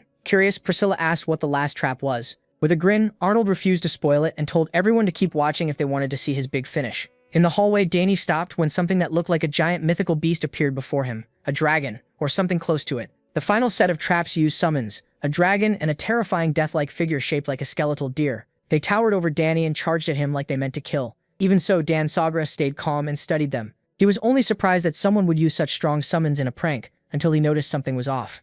Sure, the beast's heads and bodies looked solid enough, but the same couldn't be said for the lower parts. If you look closely, the fake summons start glitching and bending where the hallway corners meet. Smiling, Danny figured it out. They were just illusions. Loud, scary, and made to intimidate, but still fake. There was no way some random prankster could control creatures that powerful. A normal student would have run away in terror right there. Once he saw through it, this last trap became even easier than the others. No need to dodge or stop, that would only waste mana. All he had to do was change the flow in the air so the illusion couldn't hold together. As mana gathered in his hands, the upperclassmen in the next room grew confused. Instead of running, Danny looked completely unfazed. Seeing that, Arnold got a bad feeling. He never expected a first year to spot a complex illusion so fast. That was absurd. Older students would have trouble doing that. Priscilla shivered, already sure their whole plan had fallen apart. After gathering enough mana, Danny fired a spinning wave of pure energy straight ahead. It sliced through the dragon's image without a second thought. When it hit the right spots, the illusion started breaking apart and smoke began to fill the hallway. With his level of magic control, doing something like this was as easy as breathing for the young prodigy. Honestly, Danny found this whole mean little welcome pretty boring. Now that the path was clear, it was time to find the one who made it. The moment he found the culprits nearby, screams burst through the hall. The older students ran for their lives while a fierce Edirak chased them down. Since Arnold was the trap expert, the group turned to him, asking what they were supposed to do, but nobody had any answer for a counterattack. This dangerous. When Edric cornered them, the beast let out a bloody roar that froze them in fear. Everyone screamed. Just before the wild creature could bare its fangs at the helpless victims, Danny stepped in and put a stop to it. His way of flushing out the rats hiding in the next room worked perfectly. The instant they heard his voice, the upperclassmen turned to Danny in shock. They begged him to do something, realizing this was probably his doing. They promised to apologize for their childish prank if he would just save them and get that furry, bloodthirsty monster away. Danny lifted a hand as strange runes filled the air and mana swirled at his command. A huge portal opened behind Edirak, locking down its movement and slowly pulling it in, monster and all. With one more wave, Danny shut the portal and Edirak vanished like it had never been there. Arnold and the others were speechless. The proud heir of the hunting clan even wondered if that beast had been another illusion.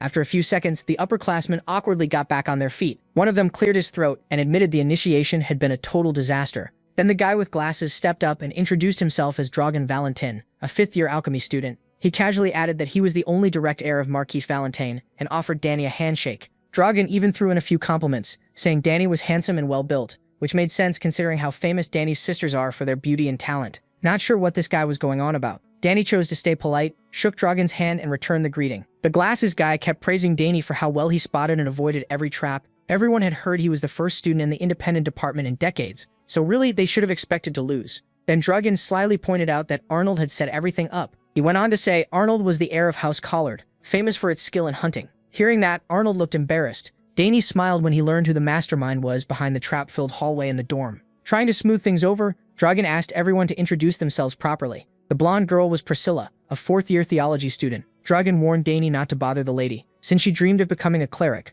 not waiting for anyone else to speak for her. Priscilla declared that she was a kind and beautiful young lady and the abandoned child of House Nariel. She explained that joining theology meant giving up adult dreams and everything that comes with them. Danny smiled awkwardly and stammered out a polite reply. When their hands touched, Priscilla's eyes widened like she had seen a ghost. From that tiny bit of skin contact alone, she felt a mana density unlike anything she had ever known before. No one Danny's age should have that much power. It was ridiculous, so overwhelming it shook everything. Priscilla thought she understood about magic. She stared at her hand in disbelief, while Danny seemed to expect that reaction. Still annoyed that his traps had failed, Arnold was frustrated. He refused to believe they were making such a big deal out of mana density that was just above average. Meanwhile, the others switched into damage control mode. Charles Hasbro stepped up and introduced himself as a second-year martial arts student. He quickly made it clear that he was nothing like those gross pests from the physical beauty club. Danny remembered seeing those buff gym rats trying to recruit people earlier. Charles added that while muscles matter, martial arts isn't just about showing off giant biceps. He even invited Danny to check out the course if he was interested.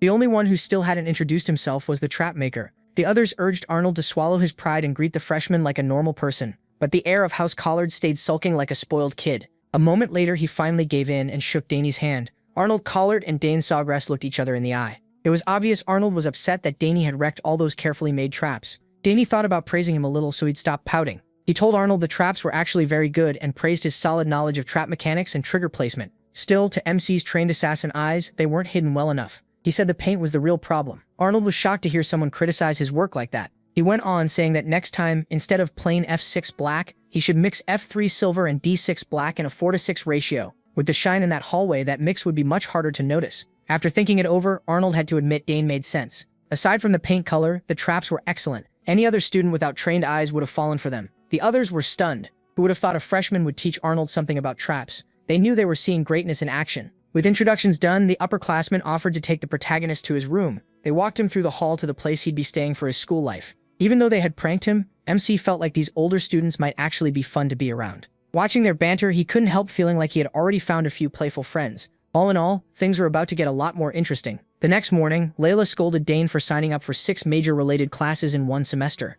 It made sense in a way. He had 3 tracks and needed 2 classes for each. But with general studies added on top, his schedule was packed. At this rate, he might not even have time to sleep. Most freshmen only take 4 classes at max. Layla urged him to think it through and drop some before the day ended. He assured her he'd be fine. He had even gone further by adding 2 humanities classes and military science too. He was really picking hard mode. Layla couldn't relate at all. Military science had traumatized her back during the first part of the entrance exam, and she lost a ton of points because of it. Still, that was just like the academy's top student. Dane actually liked military science. After that, the two said goodbye and agreed to meet later in swordsmanship class. For first period, Layla was heading to a general studies course. She had chosen cosmetic and skincare studies. Even the fiercest swordswoman of her generation is still a young girl. When the protagonist arrived at his first class, his classmates were already curious about the top student. They couldn't understand why he picked this subject for general studies. Most planned to talk to him after class, but they were worried he might be cold and distant. None of them even tried to hide their whispers. First period was Introduction to Military Science. From what Dane had read the day before, some parts matched what he already knew,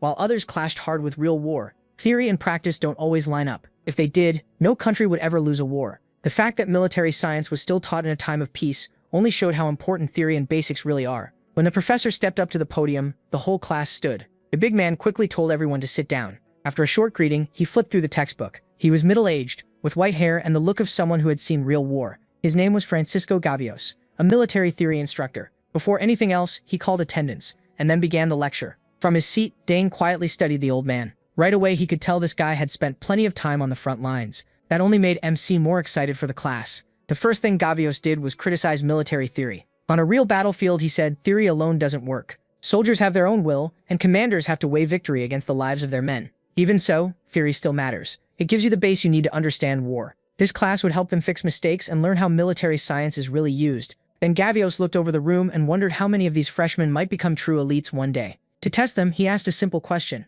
What is the most important thing in war? Out of the whole class, only one student confidently raised a hand. Gavios turned to him, clearly pleased. Of course it was Dane. Without any doubt, he answered that the most important thing in war is the supply line. The professor was genuinely impressed by that answer. He added that victory and a safe return only happen when supply lines are secure. To him, it was interesting that the best answer had come from the top student. Wanting to push Dane further, Gavios asked him to name the 3 most important parts of maintaining supply lines. He answered right away. First was strict military management. A supply line stretching from the capital to the front is long and complicated. If even one person in that chain stops caring about the cause, corruption can slip in easily. And corruption leads straight to shortages. From what the protagonist knew, most supply problems came from greedy people in the middle. Pleased with that first point, Gavios asked him to keep going. Second was standardizing supplies. If things like amount, weight, length, and width all follow the same rules, mass production gets easier. Standardization also speeds up delivery and keeps frontline units from getting confused, which helps them fight at their best. As Dane kept giving confident answers far beyond the textbook,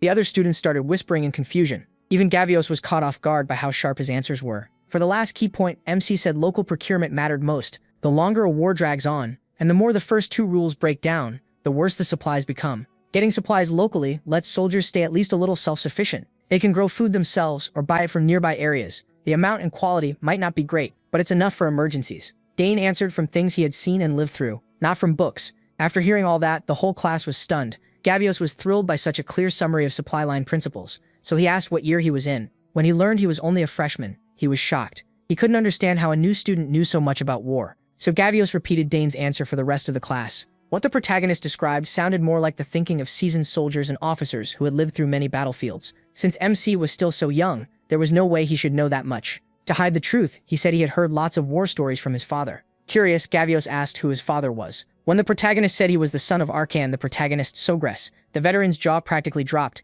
Once he heard this boy was the son of the Blue Tornado, everything clicked for him. And on top of that, this was Dane, the famous student who passed the autonomous graduation exam. No wonder he stood out so much from other freshmen. More importantly, Gavios explained that the military science taught in this hall would match the kind of answers MC gave. The textbook would just be a guide. The real focus would be on ideas that work in real-life situations. That, after all, was the true goal of military science. Gavios was extremely pleased that such a promising student had joined this time. After first period, students poured out of the lecture halls and filled the academy corridors. Dane came rushing out, annoyed that he had nearly been talked into graduate studies on his very first day. After class, the professor had pulled him aside and offered him a path to go deeper into military science. Recommending graduate school to a freshman was insane. Luckily, his second older sister had already warned him about things like this. Claire told him that if anyone ever offered him a place in the Imperial Graduate School, he should just run. And judging by this, Gavios wasn't the type to give up easily. Pushing that problem aside, Dane took out his map and planned a route to his next class. It was still his first day, so he didn't know the campus well. That wasn't helped by how huge the academy was.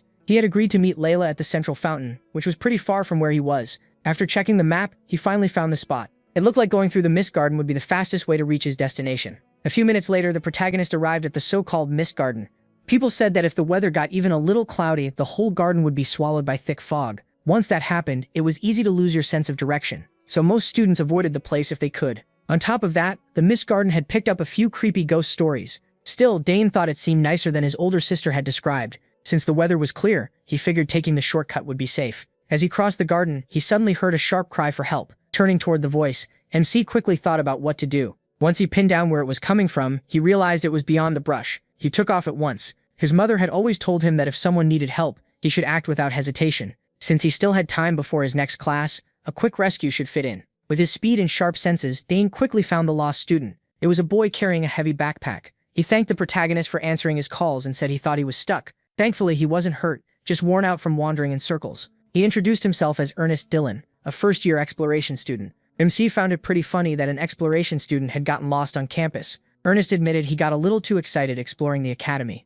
Excited enough to lose his way and run out of energy. From what Dane remembered, Baron Dillon's house was a Western noble family, whose crest showed a ship and a sailor. Ernest was impressed that he knew his family. They were famous for exploration. For generations, his ancestors had crossed wide seas and pushed into unknown lands. Still, looking at Ernest, he didn't exactly seem built for grand adventures, considering how thin he was. Since the protagonist recognized his family, Ernest looked proud and politely asked for his name. The protagonist introduced himself, and when Ernest learned he was the first autonomous department student in 50 years, he nearly fainted from shock. His eyes lit up as he praised his luck for meeting someone so amazing. MC gave an awkward laugh, but then he noticed something around Ernest's neck. The boy said he wasn't hurt anywhere, but there were clear marks on him. Dane spotted bruises and scars around his neck and hands. From what he could tell, they didn't look like the kind of injuries someone got from exploration. Still, he chose not to ask, since it was probably personal. Instead, he steered the talk back to exploration. Ernest eagerly explained that he was obsessed with discovering anything new: people, things, places, you name it. He was always ready to dig deeper. Then he opened his giant backpack and happily showed Dane all his exploration gear, stuffed inside in a messy heap. For now, his goal was to explore the whole academy. On the very first day, the Mist Garden had already caught his attention. Ernest was sure something was hidden here.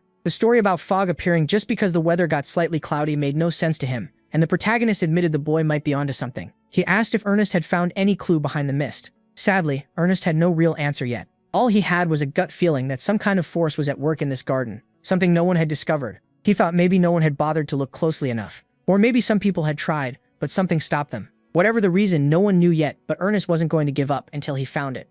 Maybe it was tied to a lost ancient kingdom or a call from beyond the horizon. His excitement about the unknown started to rub off on Dane. Then MC remembered he still had to meet Layla so they could head to class together. They needed to move fast. While Ernest packed up his gear, the clear blue sky slowly became covered with clouds, and rain began to fall. Rain started pouring, and in seconds the whole garden was hit by a sudden storm. That was bad. From what they'd heard, heavy rain makes the fog swallow this place much faster. Escaping would become almost impossible. Just like they feared, the strange mist began rising from the ground itself. This fog could steal a person's sense of direction, and Ernest quickly pulled out a compass, already bracing for the worst. But the strange force made the needle spin wildly, so they had no way to tell which direction to go. Ernest started freaking out. Without the compass, they could wander forever and never make it out. Dane told him to rely on his explorer skills, but this place was beyond him. In a normal area, Ernest might find a way out. The misty garden was different. Something unknown was controlling it. That's when it really hit him. On his very first day, he might actually be trapped here. Already tired, Ernest was getting even slower under the rain and fog. He apologized for dragging the protagonist into this mess and being dead weight. The protagonist calmed him down. They'd be fine. For now, they just needed to wait and watch. Then the fog wrapped around Dane's body and he felt something strangely familiar. Unlike Ernest, who was growing weaker, MC started feeling stronger for some reason. While he adjusted to the mist, Ernest was nearly in tears, blaming himself for getting a classmate stuck in here. Then he froze when a blinding light and a huge wave of energy burst from the young genius. The protagonist's mana rose into view, swirling wildly and pushing the fog away from around him. It moved so violently it almost knocked Ernest to the ground. Watching the mist vanish around Dane, Ernest was completely mesmerized. What was happening? With a steady look, MC told his new friend he knew the way out now. Even if this was the last thing he expected, Dane may have just stumbled into a huge opportunity. There was a real chance he could uncover the Misty Garden's secret today. So the two crossed the garden as if the fog wasn't there. With him leading, his mana kept clearing the way while Ernest stayed close behind. Plenty of mages had tried and failed to solve the mystery of this fog, but the protagonist kept moving deeper without any trouble. Wherever he went, the mist simply broke apart. At that point, Ernest was sure he was standing beside a true genius. After a few more minutes, they finally reached their destination. Ernest first thought they had escaped, but they were nowhere near the exit. Instead of returning to the normal campus grounds, they had gone even deeper and reached the center of the Misty Garden. There, resting above a pool, stood a richly crafted fountain. Ernest never imagined they'd find the magical fountain hidden here. Most students who enter this place come looking for this spot. They gather around it because of a legend Dane had never heard before, so Ernest explained it. People say that if you reach the fountain before the fog fades, you'll be tied to the person you want most. It sounds like just another romance tale wrapped in fantasy, but MC could tell the fountain was unusual. He wondered how its magic had lasted this long. If it's so hard to reach, how does it keep working with no upkeep? Hearing that, Ernest couldn't argue with the logic. If no one is feeding magic into it, then maybe there's some powerful energy source keeping it active for ages, like a battery that never runs out. If that's true, then maybe the entire garden is one giant mechanism. Given how overly complex the layout is, Ernest's guess might actually be right. If the garden really is one huge device powered by something unknown, then this fountain could be an ancient relic. And with so many questions still unanswered, the fog might be tied to it too. Dane stepped up to the fountain and placed his hand on it. The moment he touched it, he became sure of it. Something inside him was reacting. His mana felt like it was meeting an old friend. There was no doubt now. This fountain was giving off ancient magic. When he poured his mana into the structure, hidden symbols and runes appeared. The second Ernest saw them, he jumped. He recognized the writing. It was an ancient secret language. At first he wasn't sure because it had been too blurry, but once Dane touched the fountain, the symbols became clear. This was the language used in the Lost Kingdom of Secret. With his background, studying old languages like this was basic training for explorers in the Dillon family. After all, it would be awful to reach an ancient ruin through all kinds of danger and then get stuck because you can't read the inscriptions. Of course, Ernest doesn't know every old language, but he clearly remembers learning this secret tongue from his father when he was very young. Pulling out his notes and pen, Ernest got ready to decode the symbols carved into the fountain. Dane stepped back and let him work. His explorer instincts had fully kicked in. The first symbol Ernest figured out meant qualification. He kept checking the runes in his notes again and again, careful not to miss anything. After a long struggle, he finally managed to decode a good part of the inscription. Then he put the words together into a clear message. As far as he could tell, it said that those who are qualified must prove their strength. The words qualification and trial sounded like some kind of test. If so, it might be tied to ancient magic. Dane looked closer, and the nearer he got to the center, the stronger that familiar feeling became. Ernest scratched his head. According to everything people know, if this qualification is tied to ancient power, no one alive should be able to meet it. But he wasn't convinced. He waved his hand again, and pure mana gathered around his wrist, spinning in a bright glow. Ernest, confused, asked what he was doing. Dane focused on controlling the mana around him. As far as he knew, runes only held power in their proper forms. If he used the bracelet he and old Sidrain had found, then the ancient fountain might just respond.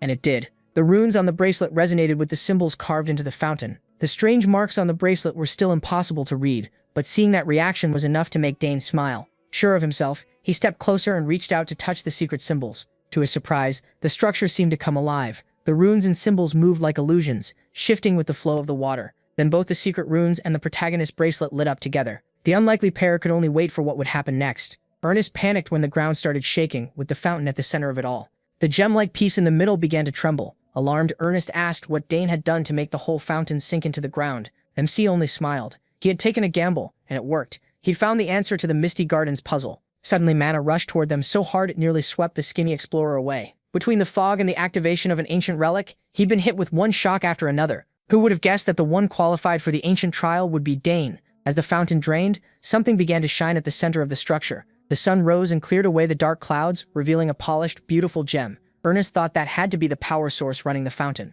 No, maybe it was the reason for all the strange events in the entire garden. Chances like this are rare, and he was ready to seize it, even if it meant facing an ancient unknown power. That mysterious force gathered at Dane's feet and formed a complex circle of runes. He could feel traces of ancient magic, along with the strange power already living inside him. Then, to his shock, the unreadable symbols around the fountain started making sense in his mind. Arcana had flourished before a disaster destroyed it. This was the legacy of the Forgotten Empire. Dane was stunned. The meaningless scribbles suddenly revealed their true meaning, as if he had been meant to understand them after taking in the legacy of ruined arcana. Then a sharp pain stabbed his chest. it tightened and sent a wave of agony through his whole body. The protagonist clenched his teeth and focused on his heart. He couldn't fully explain it, but something was happening there. Threads of pure mana wrapped around the organ, squeezing tight and pushing into every tiny gap. With one final surge, the ancient mana fully entered his body in a brilliant flash. As the pain faded, MC realized he had just formed a magic circle. Here's the problem. A core and a circle normally can't exist together in balance, inside one person. Their roles are opposite, almost made to clash.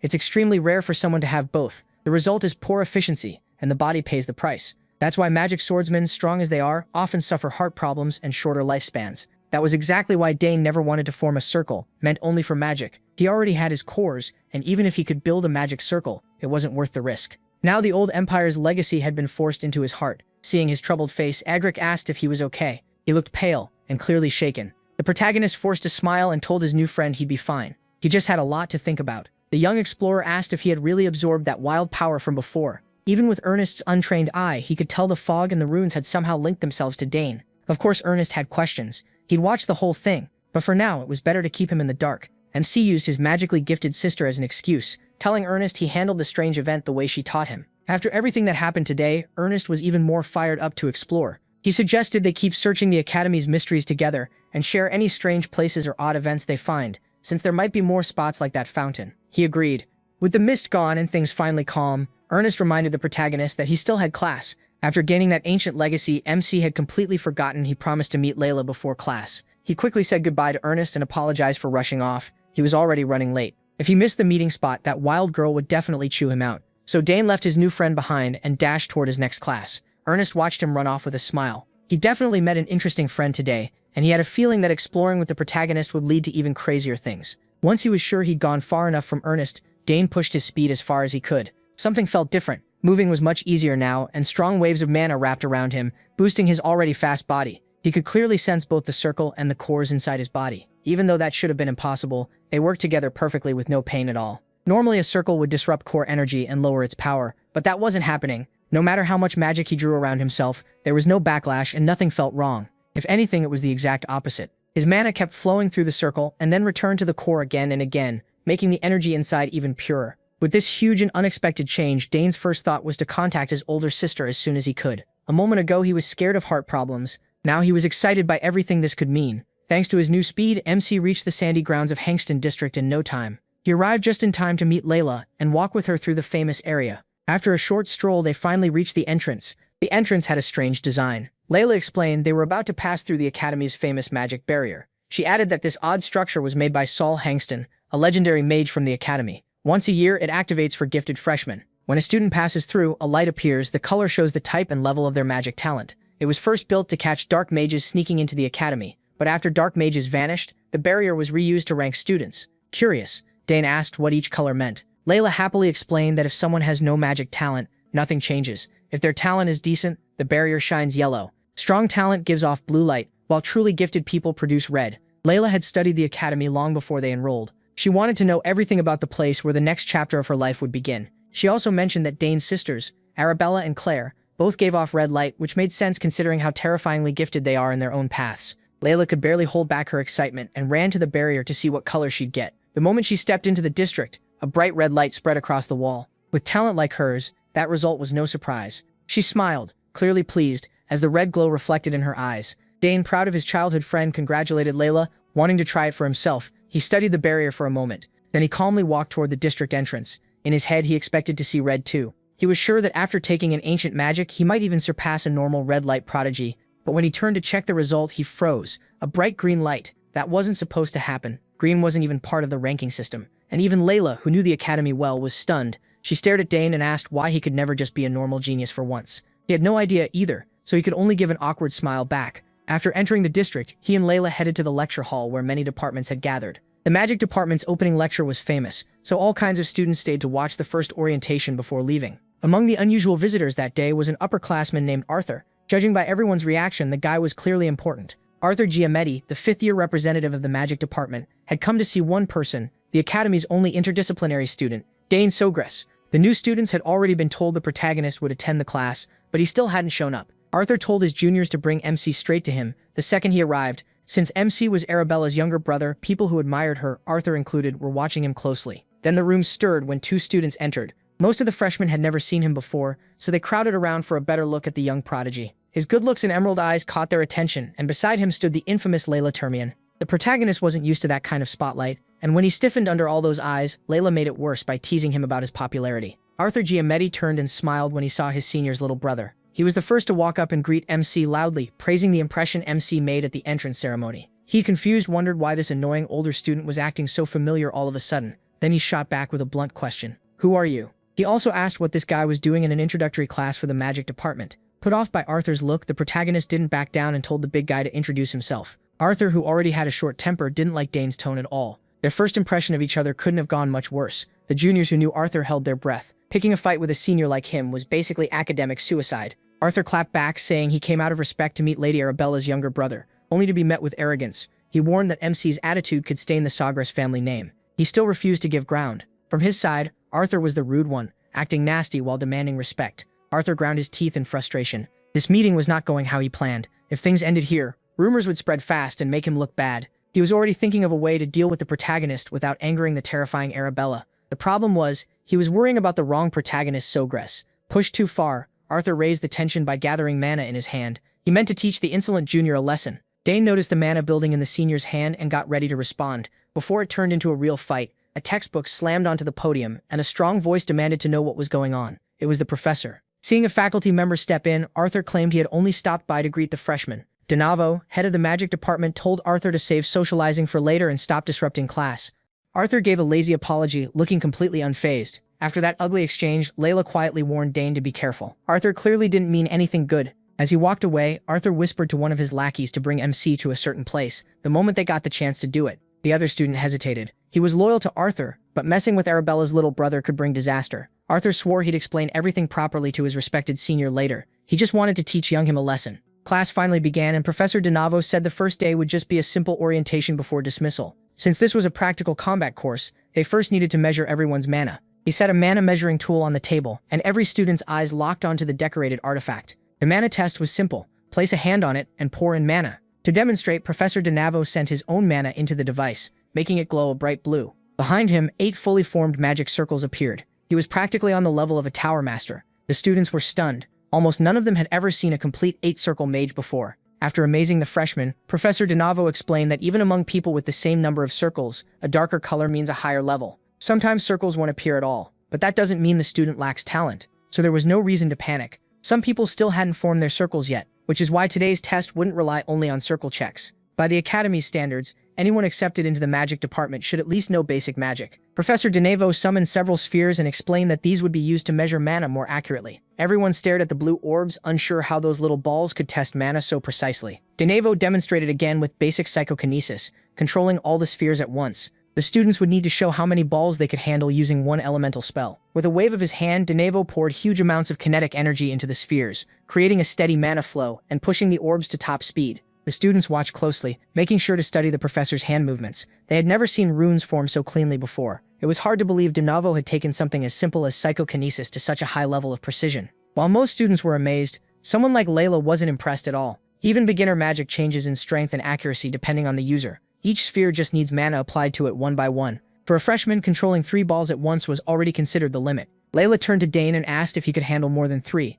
Before he could answer, Professor DeNarvo called Arthur from the back. The 5th year was only watching the class, but DeNarvo saw a perfect chance to show the freshman what a top student looks like. Arthur gladly stepped up, excited to show off in front of the new students. He also wanted to make that arrogant freshman look small. The protagonist was curious too. He wanted to see what the so-called grown-up could actually do. Arthur walked up and poured his mana into the measuring device. The room burst into chatter when 4 circles appeared, their color dark and dense. DeNarvo praised Arthur for improving again, and Arthur answered with fake modesty. DeNarvo was all smiles. Usually reaching 4 circles before graduation is rare, so Arthur was proof that real talent stands out. The professor kept praising him and told the freshmen to stay close to the 5th year representative since his advice might help them become proper mages. Arthur soaked up every second of the attention. In his head he was already imagining Dane panicking. Any second now, or so he thought. What Arthur didn't know was that MC couldn't care less about his 4 rings. Then came the orb control test. As an experienced spellcaster, Arthur handled it well. His control looked nearly flawless. What really stood out was how many orbs he moved at once.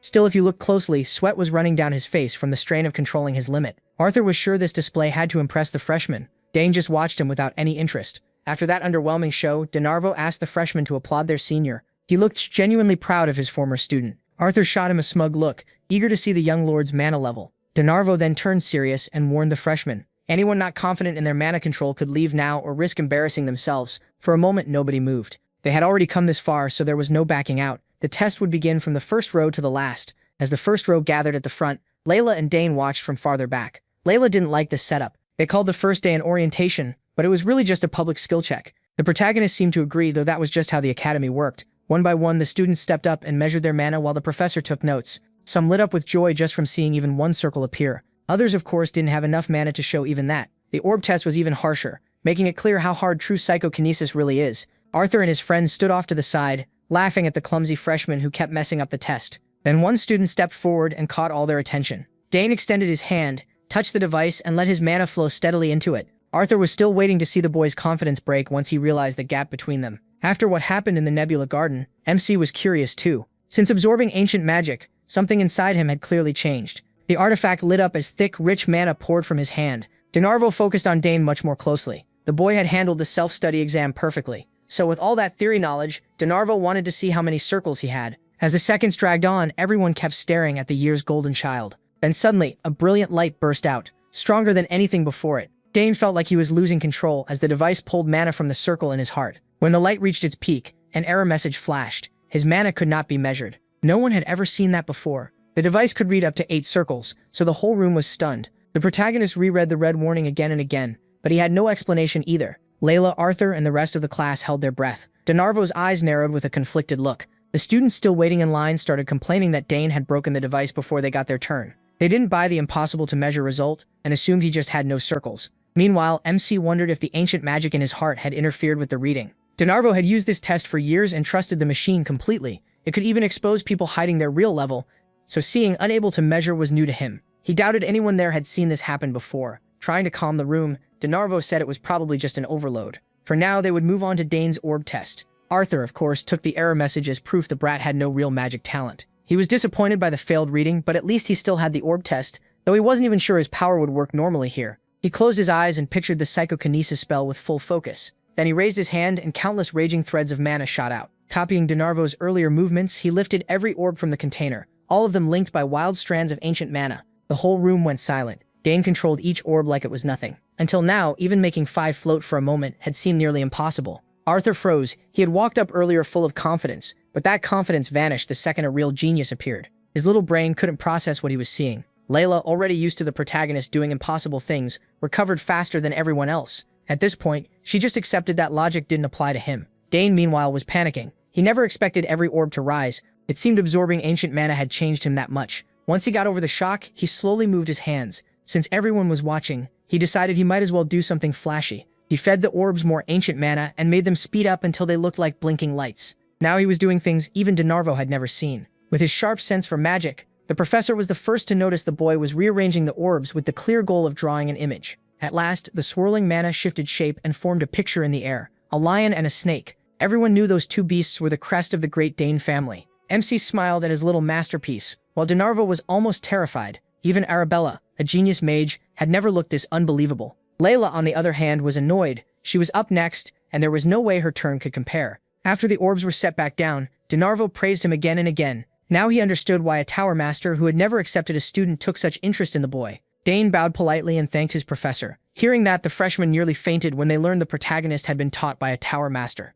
His image among them was quickly turning favorable. One of Arthur's lackeys asked if the plan was still on after seeing MC's performance. Arthur clenched his fist. He blamed his family for raising one monster after another. If the protagonist was already this strong, they would need to change their plan. As much as it annoyed him, Arthur had to admit they might lose in a direct fight, and there would be no coming back from that humiliation. Then his brain finally came up with one possible answer. If they couldn't beat the boy by force, they would have to win him over. Arthur decided to bring Dane into the student council. As a council officer, he could help place the boy under his wing as a senior. Getting into the council wasn't easy, and freshmen had never been allowed before, but Arthur was sure they could break that rule. With MC's talent, the magic department's fame would rise fast. And of course, Arthur's own status would rise with it. Dronzer pulled him aside after that and showered him with even more praise. If he had known the boy was this gifted, he would have fought the other professors to keep him in his department. Then he used his display to fire up the rest of the class, and before sending him back told the rising star to visit any time. The protagonist never turns down a chance to learn. After class, he and Layla left the lecture hall. As usual, she complained that he had stolen all the spotlight, And he answered with a sly grin, teasing her on purpose. If not for his absurd performance, Layla's control of 5 orbs would have been the highlight. Competitive as ever, she stormed off in frustration. Right then, Arthur and his group walked over. His tone had changed completely as he praised MC's talent. He claimed he only wanted a quick word with the young master. Seeing that sudden attitude shift, Dane immediately got suspicious. Sure enough, Arthur brought up the Imperial Academy's student council. He explained that the council sets academy policy and manages the budget. Because of that, it holds huge influence and plenty of perks. For example, the council can decide disciplinary action against students who go too far. It also has the power to approve academic department events. Dane didn't need the speech. His older sister had already told him how powerful and exclusive the council was. In the end, Arthur offered him a recommendation to become an officer, saying he easily met the requirements. He also added that any officer automatically gets into Dantera Hall. What Arthur forgot is that this year's top student is already in Dantera Hall. While the annoying senior kept listing perks, Dane started wondering if the council members thought they were gods. After Arthur's long pitch, the protagonist turned him down. If he ever joined the council, he'd do it on his own, not through a shortcut. And to him, every advantage comes with a price. Arthur's goons could already see the plan falling apart, so they quickly started praising the council again, acting like Arthur's recommendation was some huge honor. Layla had been forced to sit through this nonsense, and their pushiness was getting on her nerves, so she grabbed Dane by the hand and dragged him to the cafeteria. Arthur was left standing there with his lousy plan in ruins. MC was just thankful Layla stepped in at the perfect time. Even after being rejected, Arthur and his crew weren't planning to give up, and Layla could tell exactly why they wanted to turn MC into a pawn. More than that, the young Duchess was annoyed that she hadn't gotten the same recommendation. By now, Layla had accepted that when it came to talent, Dane was on a whole different level. Then the two headed for the Imperial Academy cafeteria, hoping the sweet pies were still there. Meanwhile, Arthur went to meet Professor DeNarvo. In DeNarvo's opinion, he might be even more gifted than his older sister Arabella. Magic is too broad to judge perfectly, but in raw potential, the protagonist was a monster. Hearing that shocked Arthur, especially since he admired Arabella so much. Then the professor told him to gently push the young Sogress heir into focusing only on the magic department. Ever since MC arrived, everyone had seen the same thing. The boy's talent was impossible to ignore. Arthur admitted he had already tried to recruit him into the student council and got rejected. DeNarvo still couldn't let it go. Talent like that was too valuable to waste. Changing topics, Arthur asked if there was any recommendation letter for him. The professor brushed it off, saying that in 2 years, magic towers would probably line up for Arthur after graduation. But Arthur could tell what DeNarvo really meant. If Arthur got into a magic tower too early, DeNarvo would lose his favorite student and his errand boy. Arthur had even heard rumors that during his 3rd year, DeNarvo was the one who blocked 2 tower offers. Knowing his future rested in that selfish teacher's hands, Arthur kept obeying. He had no real choice. On the way to the cafeteria, Dane noticed the place was packed because of the club events. Every club was trying hard not to get shut down. The two of them tried several booths and won a bunch of prizes. It was a fun break. Inside the protagonist's bag were 20 mana storage stones, 15 lunch coupons, 5 general meal tickets, and 8 convenience store vouchers plus a treasure map. The senior running that booth said it had been bought in a blind auction at the Arkander auction house. The moment Layla heard Arkander, her eyes lit up at the chance it might be real. Dane's father had once told him about that auction house. Arkander was known for handling rare and beautiful items from across the empire. The best appraisers checked everything carefully, so whatever they sold was guaranteed to be real. The treasure map's seal was still unbroken. And with all the stories about hidden places and mysteries around the academy, a real treasure didn't sound that crazy. Looking at it, MC immediately thought of the one person who would love it most, that exploration nerd. Demetra Hall is where most general education classes happen. Right now, he was heading inside for Imperial History. Before coming to the academy, the Sogras family's head butler had already taught him most of the material, so Dane felt pretty confident. Then a familiar voice called out to him excitedly. It was Ernest, the nerd. Since Imperial History is required for freshmen, it looked like they'd be sharing this class. With a worried look, Ernest asked the protagonist about the changes to his body after the incident. It was a messy topic, so the protagonist avoided it. Just as he was about to tell him the exciting news about the treasure map, they were interrupted by a pack of thugs. From Ernest's terrified reaction, Dane could tell there was some history there. The leader looked old enough to have a wife and kids, and he greeted Ernest with a smug grin. Poor Four Eyes barely knew how to answer. To MC, he looked like a soldier reliving trauma. Once Ernest finally managed to speak, we learned the thug leader's name was Brown. He was out here bullying kids. Dane couldn't help thinking about what that would do to the glory of their so-called great king. Then the thug leader grabbed Ernest's head like a basketball and mocked him for shaking like a leaf. These copy-paste villains weren't even paying attention to him. Since they had found their old errand boy, they figured they might as well restart the old servant boss routine, and Brown demanded a sandwich. When Ernest tried to refuse, the thugs laughed, and Brown shot him a sharp glare. Only then did that overgrown student finally notice Dane. Since Ernest called the protagonist his friend, Brown assumed he was just another errand boy, same as Ernest. That attitude reminded MC of the worst trash he'd seen on the battlefield. Before things could get uglier, a hall monitor spotted them and shouted for everyone to get to class. Like an experienced bully, Brown smiled and answered politely. But before leaving, he shot Ernest a look and invited him to a little talk after class. Four Eyes shrank back in fear as all his old problems came rushing back. Brown, meanwhile, was just happy that school life was about to get a lot less boring. Even after Brown was gone, Ernest was still trembling. Dane helped him up and the poor guy apologized for dragging his new friend into trouble with bad people.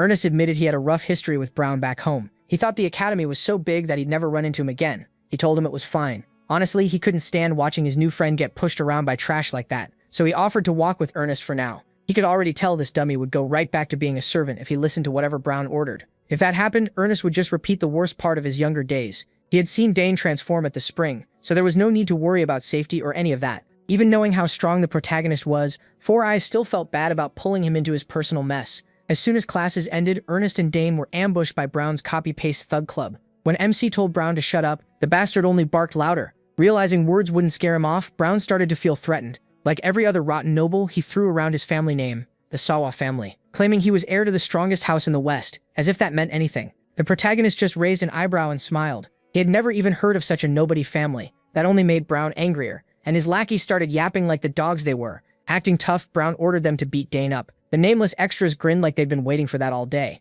They swaggered toward Ernest and MC, and Ernest tried to calm things down by saying they should just run. He warned him that Brown had been called a sword genius since childhood. Hearing that just made Dane more interested in putting that bastard in his place. He turned to his scared friend and told him to fight one of the goons too. One punch to the chin should end it. Ernest couldn't keep living in fear. He had to hit back. When the first thug rushed in, the protagonist barely paid attention. He read the attack easily and took the punch without raising his guard, twisting his neck with the impact. The bald thug looked very pleased with himself. Even Brown felt proud, like his men were experts at intimidation. The bald one threw another punch, but this time Dane raised his guard. He had only taken the first hit so that whatever happened next, no matter how brutal, could count as self-defense. The thug ignored the warning and swung a hook, but MC dodged it easily and fired back with a fast strike to the liver, sending awful pain through the guy's whole body. Then, just to make it worse, Dane swept his leg out from under him. The thug slammed his head on the pavement hard enough to need good health insurance. Ignoring the first victim, he moved on to the second. His defense was terrible, so Dane caught him with an easy palm strike to the jaw. A shoulder shove sent that thug flying into the third.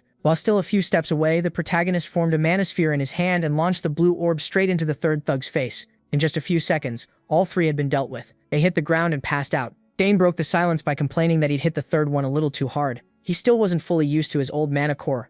Layla stood there with her mouth open, while Brown and the rest of his crew could hardly believe what they'd just seen. Their boss snapped at his men for being useless idiots, and they warned him that the white-haired kid was anything but normal. Brown told them to shut their mouths. Losing to a freshman was already humiliating enough. That only made things worse for him. Dane then taunted the big guy, telling him to back up all the bragging from earlier. The only thug with half a brain tried to warn Brown to stop and back off, but the idiot refused. Brown couldn't stand the thought of bowing to some brat, so he fired up his mana and opened a portal. MC didn't look impressed by the flashy display. From the portal, Brown pulled out a rough-looking sword. He swung it around like it was something amazing. Since they were alone, he figured he could cause a bloody little accident with no witnesses. Ernest shouted, but Danny didn't even flinch. The smart thug tried to calm Brown down, warning that in weather like this, crimes could disappear without a trace. Brown snapped at him to shut up, then told him to go after Ernest, turning it into a 2-on-2. Danny assured Ernest that against some low-level thug in a straight fight, he could win. After all, Ernest is obsessed with exploring. His legs should be strong. He just needs to time it right and send the guy flying. Ernest doubts he has the nerve, but Danny believes he does. The fight finally started, and Danny jumped in to pull Brown away from Ernest. Brown was used to magic nerds keeping their distance from swordsmen, so Danny just smiled at that bad read and kept fooling the big idiot. At the same time, Ernest started taking Danny's words to heart. He couldn't keep living as a victim forever. The thug walked up with a mocking grin, snapping his fingers and telling Four Eyes to lie down and take the beating. It's not easy to shake off years of trauma in a few seconds, so Ernest thought about what Danny would do and recalled the dodge he had just seen. When the thug threw the first punch, Ernest copied Danny's move. He was too slow and got hit, but for the first time in his life, he punched back. Then he braced himself and fired another shot straight into the thug's face. The old Ernest was gone. The scared boy was becoming a man. Caught off guard, the thug was knocked out and dropped hard. Looking at the result, Ernest really did have some fight in him. Once the adrenaline faded, his knees gave out, but the relief was incredible. He had finally fought back. Meanwhile, Danny led Brown farther away. Once he noticed Ernest had won, he stopped running. Brown looked back and cursed his men for being useless. Danny glanced around and spotted a few brooms.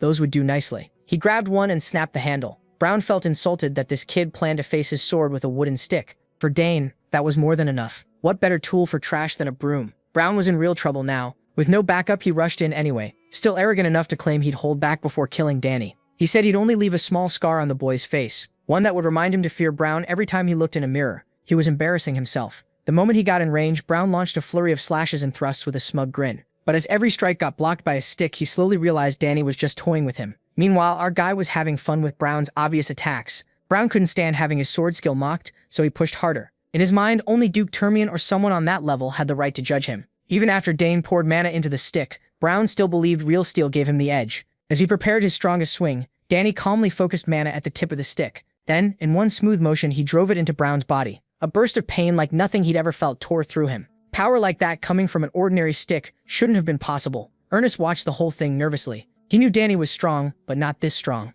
As Brown coughed on the ground, Danny told him to get up. Once Brown drew a real weapon, this had to be seen through to the end. That's how his father taught him. At last, Brown found enough sense to ask who he was facing. Danny Dane Sogris introduced himself calmly as the only son of Count Sogrek and a first-year independent student. That's when it finally hit Brown. This was the prodigy everyone had been talking about, the youngest and brightest genius on the continent. Still, he never expected someone like Danny to hang around an idiot like Ernest. Danny didn't let up. Since Brown drew his sword and lost, honor rules said Danny could take his life if he wanted. From a duelist view, he had every right to kill him right there. Looking into Danny's eyes filled Brown with fear. That cold calm made him feel Danny truly would do it if this kept going. So he swallowed his pride, got up, and dropped to his knees begging for forgiveness. As Brown poured out humble words, Danny looked at him in disgust. Even after getting crushed, this guy still didn't understand who he should be apologizing to. Instead of kneeling to Danny, he should have been begging Ernest. Realizing his mistake, the pathetic coward grabbed onto Ernest and stammered out an apology, tears in his eyes as he begged for his life and apologized for years of bullying. Ernest looked him straight in the eyes, something he never would have dared do before.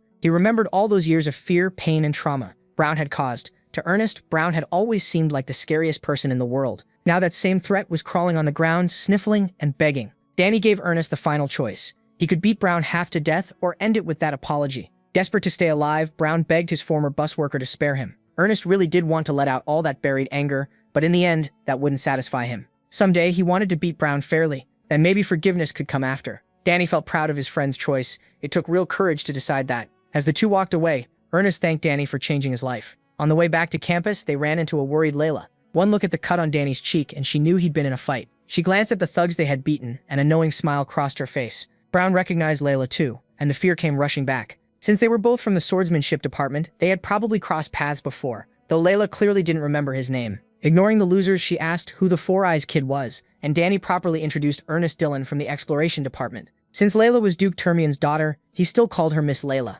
She told him that Danny's friends were her friends too, so they could drop the formal talk. Danny bragged that Ernest's family was famous for exploring ruins and hidden secrets. Hearing that, Layla excitedly brought out the map they had won. Danny explained they had picked up a treasure map during one of the club events. Ernest had heard some lucky student won something like that, but he never guessed it was his friend. The second treasure map came up, Ernest's shy side vanished and got replaced by full-on obsession. The three moved somewhere private and opened the map to study it. Even with Ernest's trained eye, he could barely make sense of it at first. The one thing he did notice was that it pointed to a specific place inside the academy. Strange writing also covered the scroll, so it had to be some kind of code. For now, the best move was figuring out who made the map. If they knew the creator's habits and style, they might build a rough decoder. The only sure thing was that the map showed somewhere inside the academy, since the shapes used were unique to the campus. The problem was the architectural style was wrapped in old magic that only Saul Hankston could use. Ernest was referring to the legendary mage who founded the academy itself. In other words, they were dealing with ancient magic not seen in centuries, since Saul never had direct students. Layla knew using the map would be hard,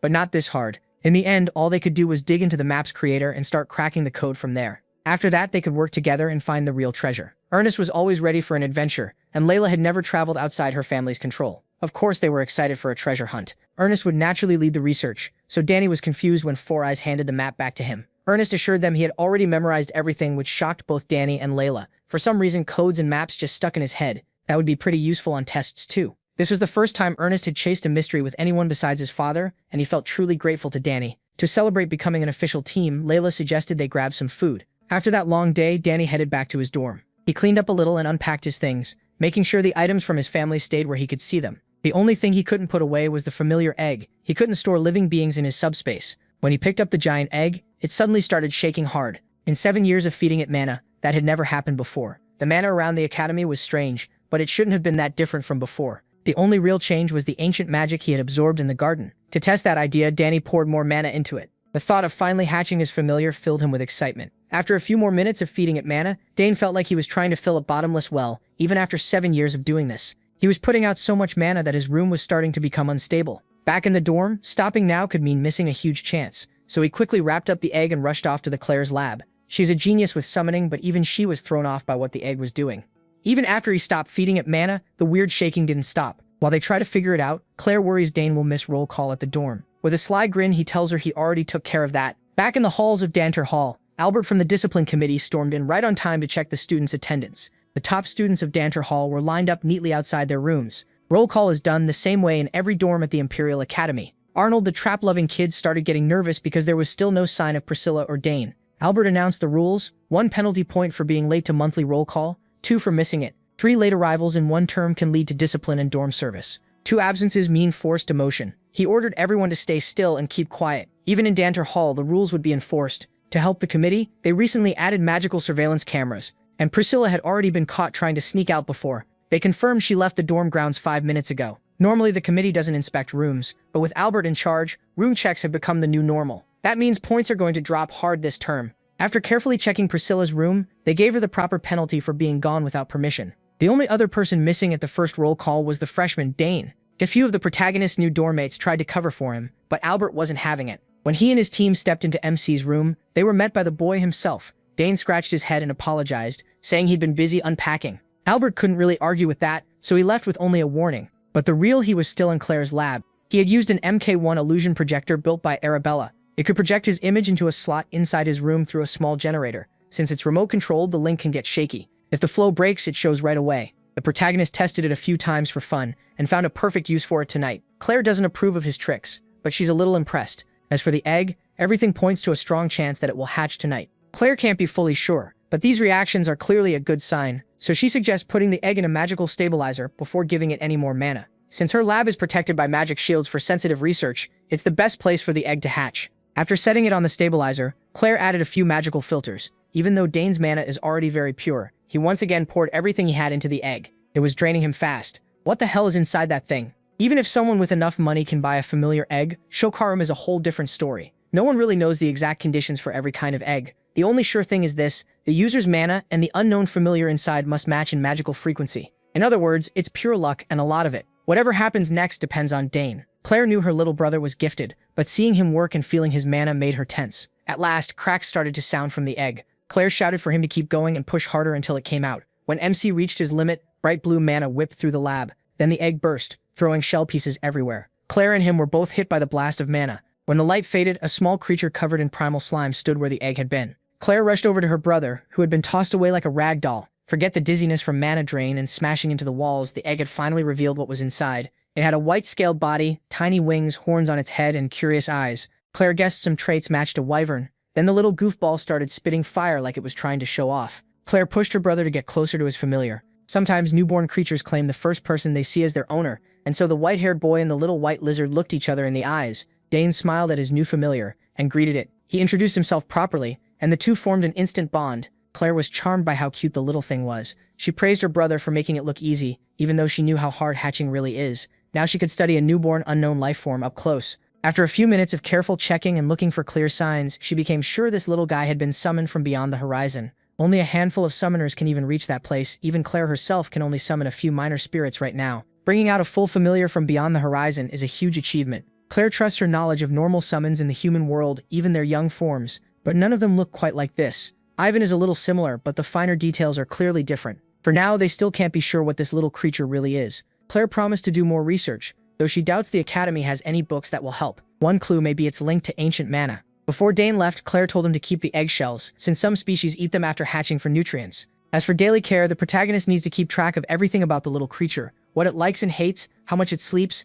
how aggressive it gets, how fast it grows, and everything in between. It's a lot to manage, but MC felt it would be worth it. For some reason, he already felt he had to protect and raise this little one with everything he had. Claire suggested keeping the familiar in the lab to avoid trouble in public, but Dane didn't want to hide his new buddy forever. Besides, if people give him trouble, he has 2 strong sisters to back him up. And honestly, it's better for the little guy to be outside than stuck in a lab. Claire also said he should apply for an official summoner's sigil right away. He may still be a beginner, but he already has the talent to ask for one, and with everything else going on, now is the perfect time. Tomorrow is orientation for summoning classes with Professor Temeric's piano. Claire told the protagonist all he had to do was show his talent and special recruitment would follow. There'll be a faculty meeting, but Claire is sure he'll get special qualifications. Before leaving the lab, Dane wondered what he should name the little goober. When he got back to Danter Hall, one of his new friends questioned him for almost missing roll call. According to the Purple Glass's 4 eyes, his sisters were also known for pulling wild stunts like that, Still, at least he escaped punishment for now. As soon as he got back to his room, Dane dropped onto the bed. When he looked up, the little lizard was flying in circles overhead, full of energy. While exploring the dorm, it even spat fire here and there. A little earlier, MC had tried to sneak back into the dorm through a secret path his sisters told him about. Sadly for him, the discipline committee was paranoid enough to cover the whole dorm with magic. To deal with the barrier, Dane started studying the mana flow for a weak spot. A barrier that big had to have some hidden flaws. Before he could finish checking, the little scaly got impatient and blasted fire at the magic. To his surprise, the barrier shook hard and then tore open completely. That shouldn't have happened from normal fire. The only answer he could think of was that his familiar's flames might somehow shut down mana. Based on that alone, he already knew he'd hit the jackpot. The next day, Dane met Ernest and told him all about his new buddy. He said the little guy's name was Happy, and Ernest was not impressed. Since Four Eyes hated the name so much, the protagonist challenged him to come up with something better. Ernest thought hard. The little one was cute, sure, but a name should carry more weight. At last, Ernest said one word. Carnus. Dane liked how Carnus sounded. It was mysterious and oddly fitting for the little fire spitter, so he happily dropped the name Happy. From now on, the little guy would be called Carnus.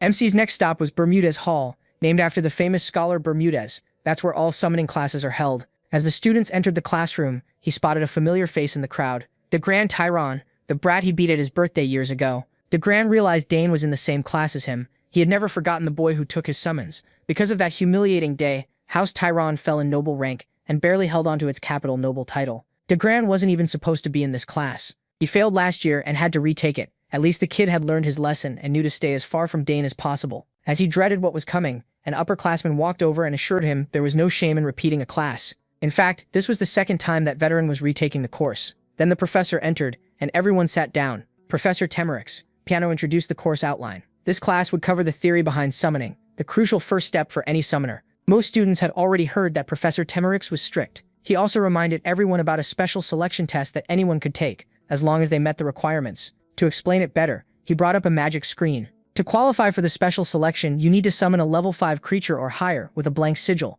Then you have to keep it out for over 30 minutes. The whole room started complaining. Holding even a lower level summon is already hard, so this sounded ridiculous. But Temeric wasn't done. He added one more step, a subjective observation test. That means even if someone clears the 3 conditions, they can still be rejected. Special selection is only for truly exceptional students, and honestly, that last part may be the hardest. The first 2 are brutal, but winning over an examiner's personal judgment might be even worse. Danny wasn't thrilled by all the red tape around special selection. In the end, too much power sat with the examiner. Then Temeric made it even worse. Applicants also need at least 2 recommendation letters from people tied to the summoning department.